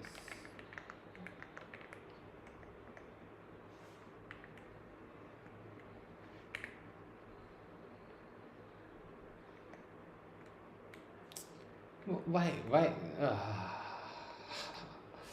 Okay, I need to fix the stupid auto complete.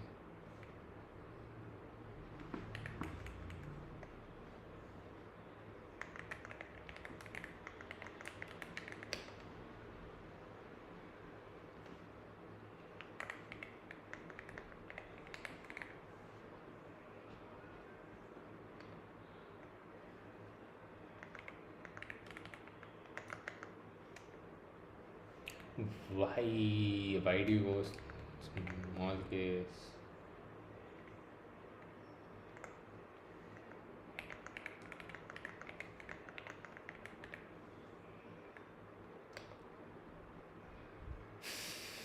Pointer to an int.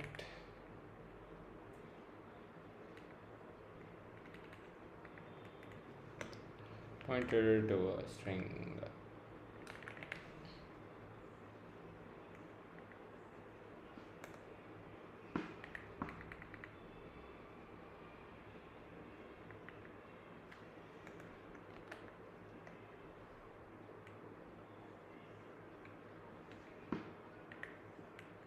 What? Can I not do star my object? Maybe there's an update or something.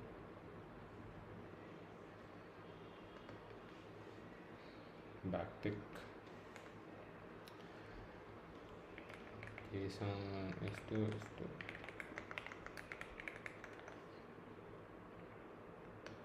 Backtick.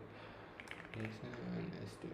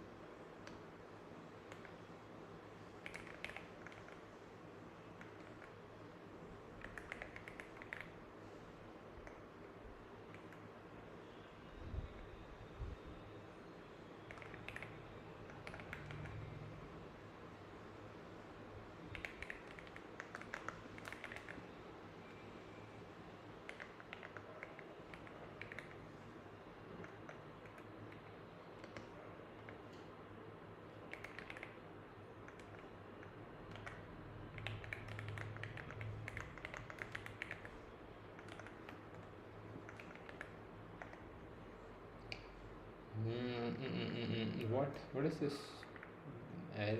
Oh. Oh wow. That has to be defined separately as it.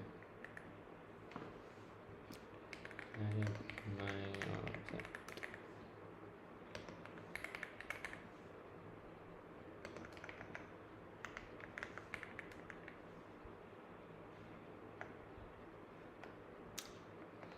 so this complete. I already typed something. Why would you change it?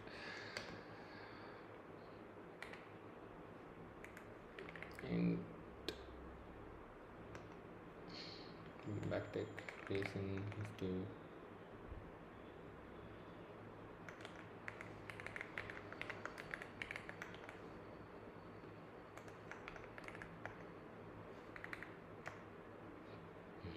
works the same.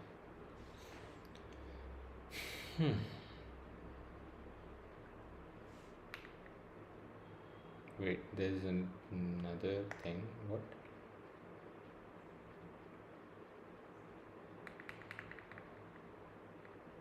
Unused type. My object is type my JSON. No. Oh, I should change the main thing. Okay.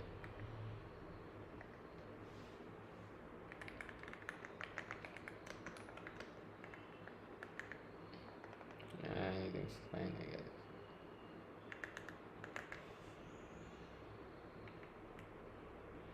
So now it's and at my JSON.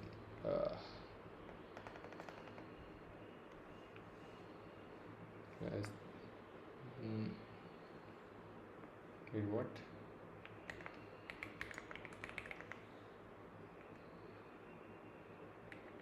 Is anything else changed? Does the object value and my objects? Oh yeah, so it becomes that.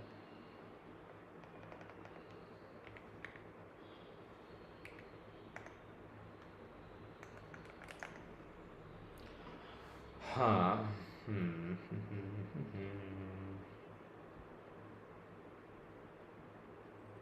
Oh no. Oh, okay.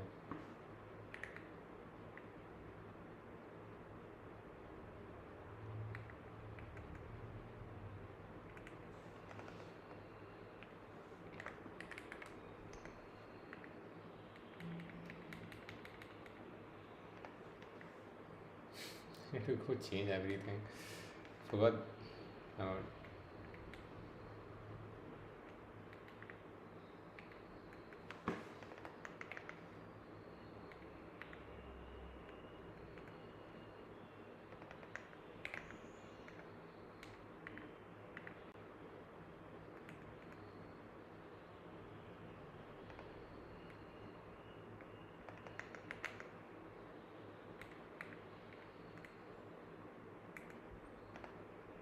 Hmm.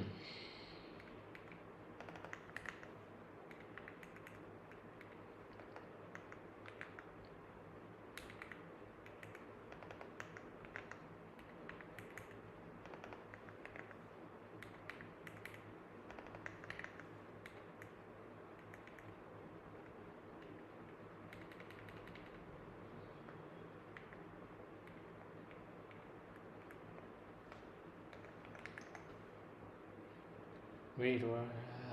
What? What? Oh,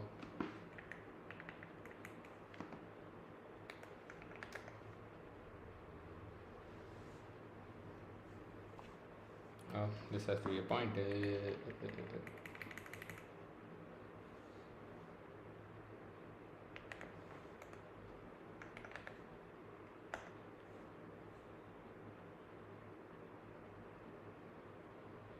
Hmm.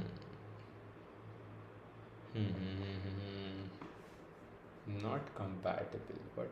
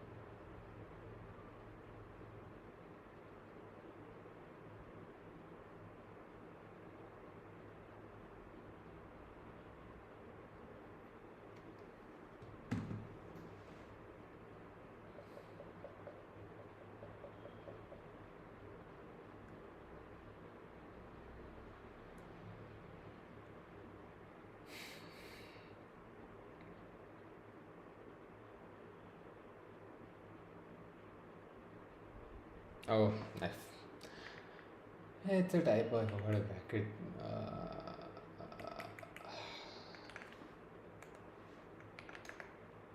Hmm. Hmm. Same thing.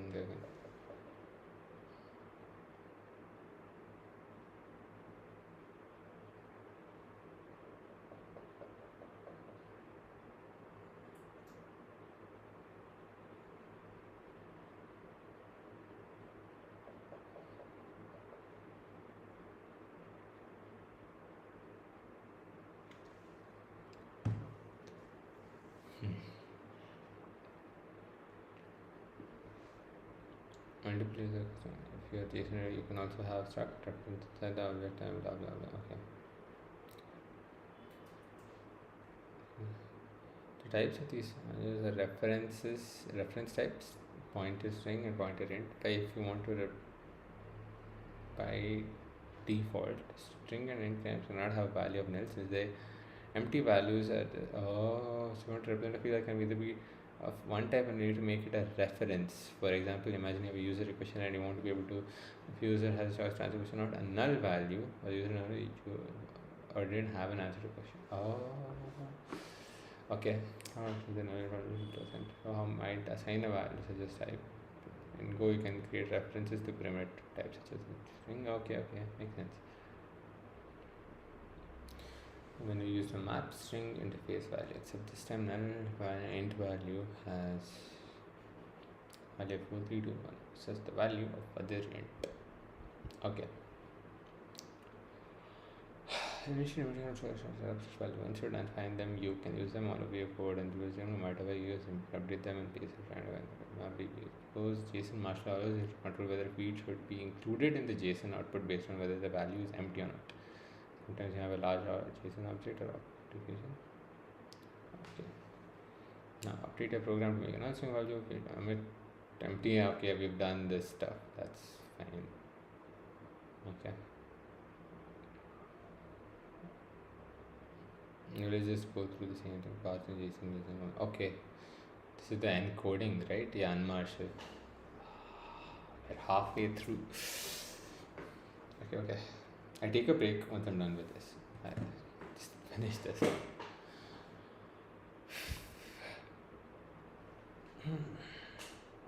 Been streaming for 2 hours, goddamn.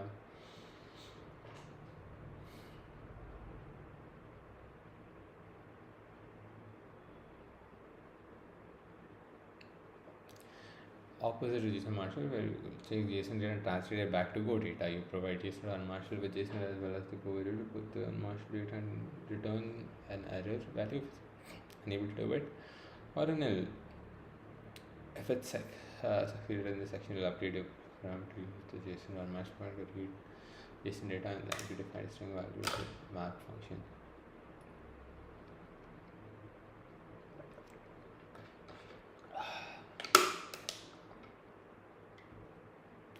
I will be back in a second. I need water.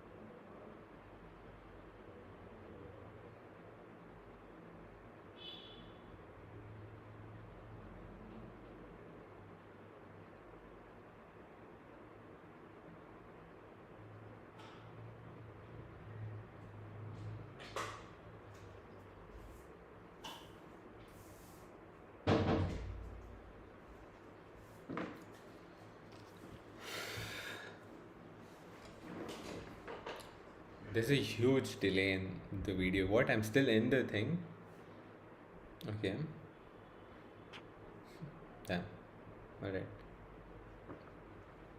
I think I can edit and cut out the part where I was there. Here, I don't think I will. Fine, give it away. Unmarshal replacing original data variable. Okay. Go data to okay. Now update your program to use JSON or unmarshal to unmarshal JSON data to a map string interface. So start replacing original data variable with a JSON data variable. Wait, what? Okay, just change the name containing a JSON string. Then we what? Should I just make a different? No, I think it's just going to be this. No, never mind. Then you will declare a new data variable as a map string interface to receive the JSON data. This should be any. Ah, okay. I'm building original data variable with the JSON data variable. Okay. Okay. And replace these lines in the main code with the following code. Okay.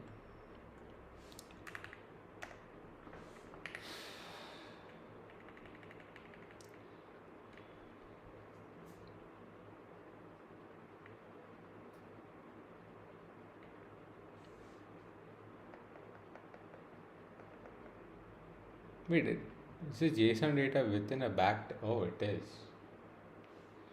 We need to delete everything. I think it's easier.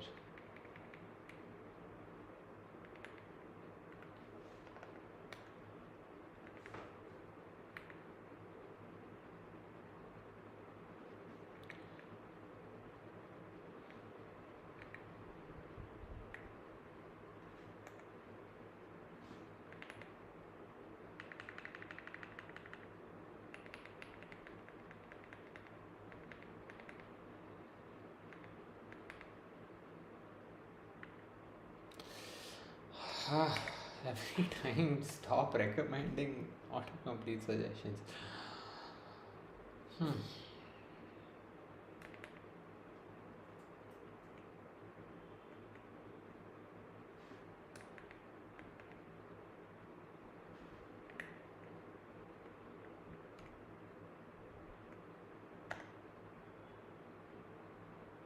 Okay, the whole thing needs to go. Just change the entire function, I guess.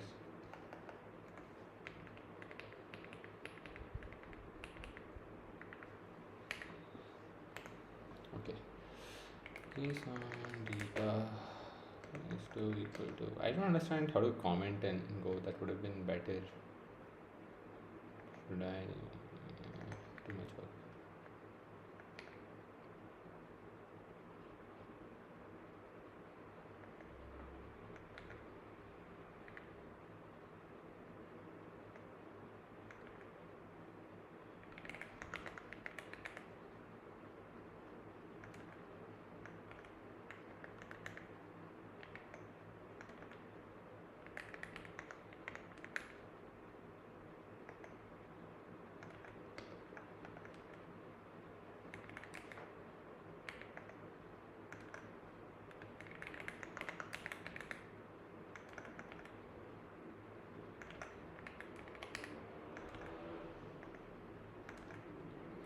No, wait.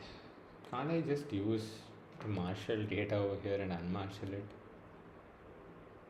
Should I? Should I try that?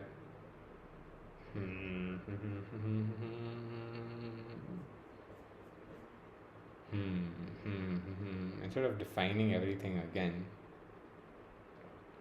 why not just make more sense? I want to try it. Oh, we undo everything.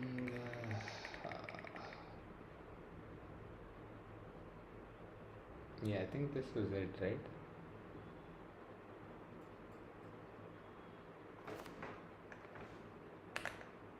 Okay, yeah, this is everything. JSON data is there, stored in JSON data straight. So I think I just write the rest of the code instead of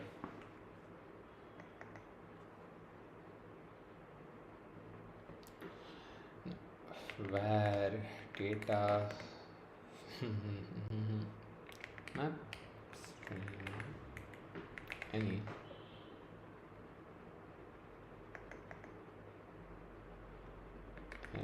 is equal to JSON dot unmarshal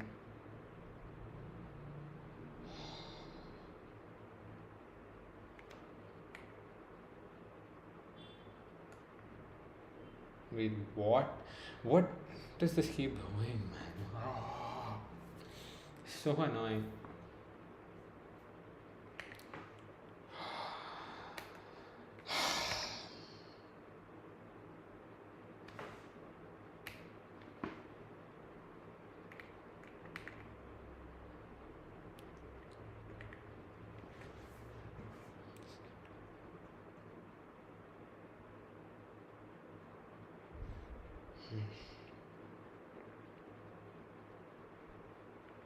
This is not even correct, just anything.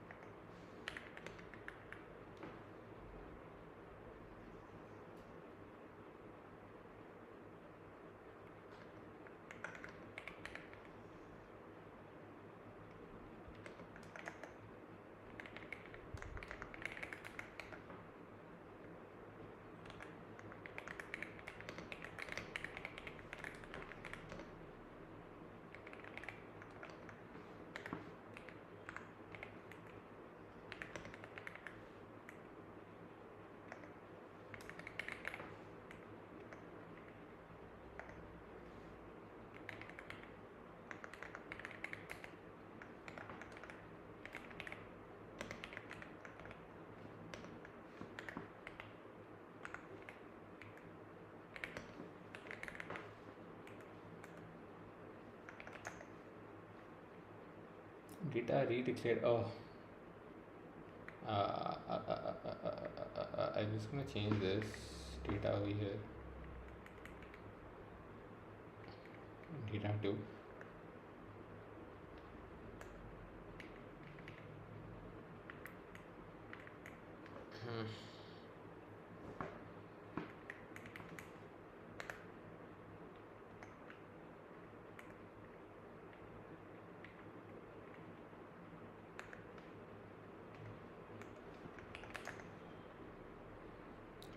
What is the error here now? No new variables on left side up.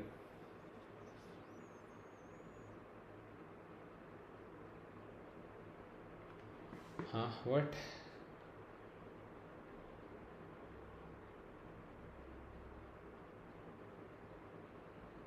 Okay, s2 equal to json.unmarshal byte json data comma and data 2 data 2 data 2. What is this error? What? The left side error. Is it because error is already up there? Should this be error 2?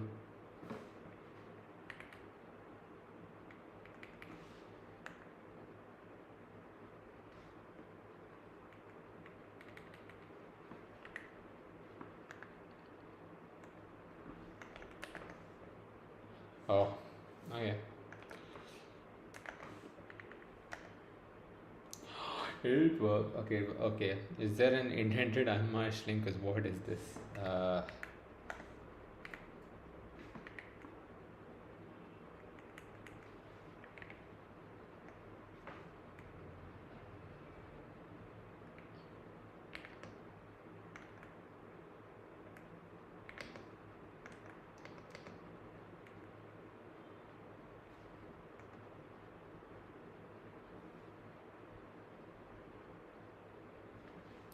Wait, is it a single? There's no prefix or something?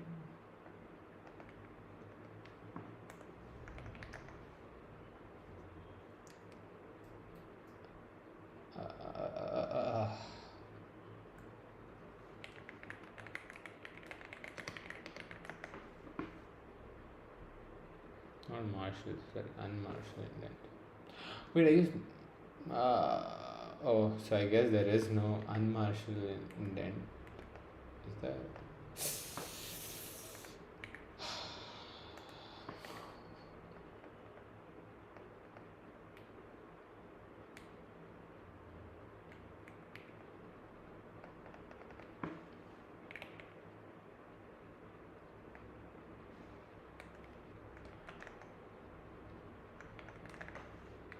Oh yeah, it's because it's not in the JSON format. It obviously won't. My bad.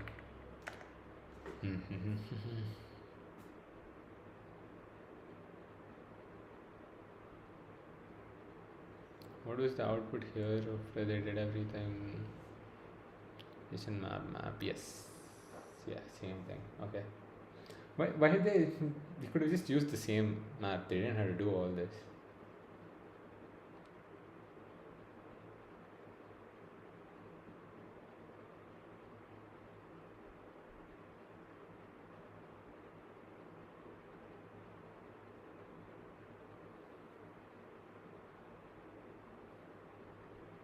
Just handling date value.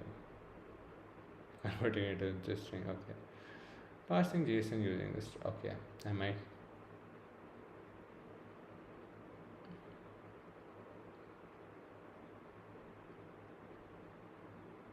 When you're reading JSON, there's a good chance you already know the structure of the data you're creating. Otherwise, it will be difficult. You can use the knowledge to put some into JSON and manually start adding JSON structures that go no. Now you can use the same structures to decide the JSON to decode the JSON, which can be beneficial for reducing duplicate code in a program for Martian and Martian same day. Another benefit of using a struct one Martian version is that you can tell Go the type of data expected for each field. Okay. Also, the benefit of using Go is a compiler to check that because the correct names in the field, but if using a type constraint, you'd be using with map values. You got to update the data variable declaration to use a reference to the myJSON struct. And add a few fmt.printf lines to show the data of various fields of JSON.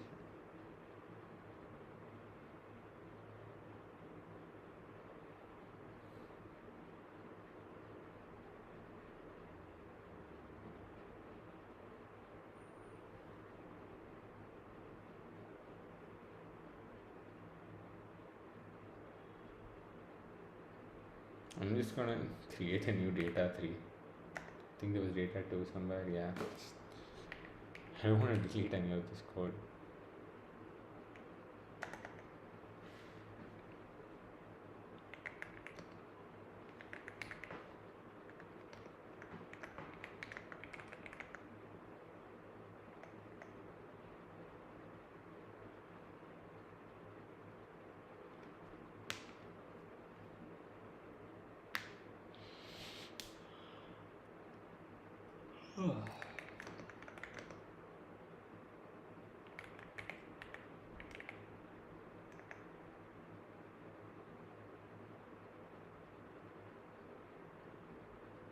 This is doing the same thing again, but like, I need to. What? Why would it just. So annoying, bro.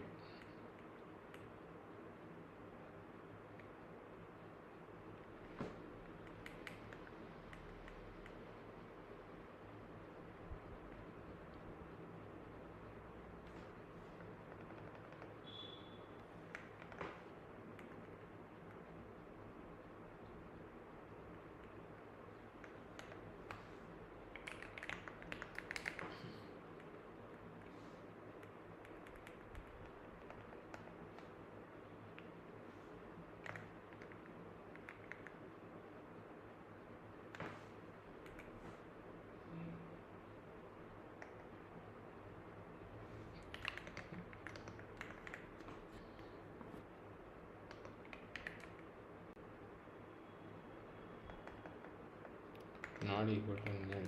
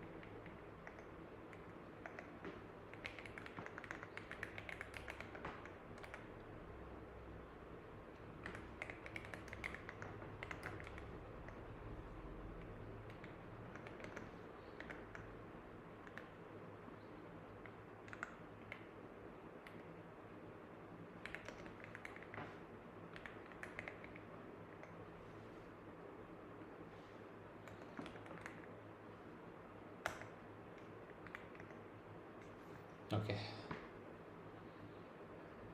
so this was the whatever we had. Okay, this is the JSON struct. So this was the you print the JSON the struct itself. Okay, you print the date value and then you print the object.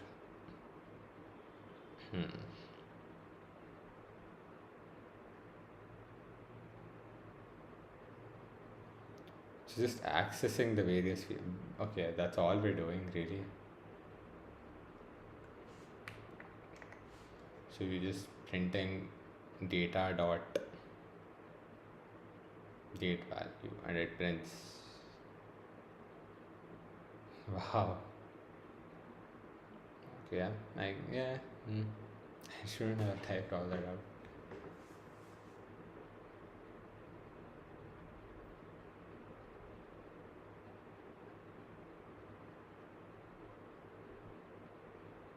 Oh.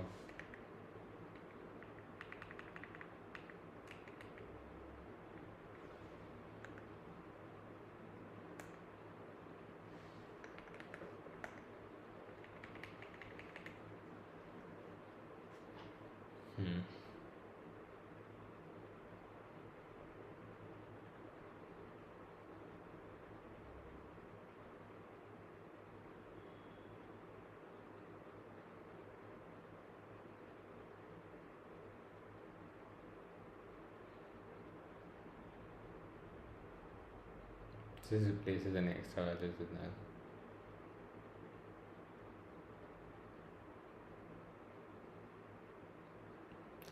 Oh, okay. That wasn't too bad. Done with 3. What was this? Wait, what was this? Oh yeah, okay, we're done with this, and with that. Oh no need for this.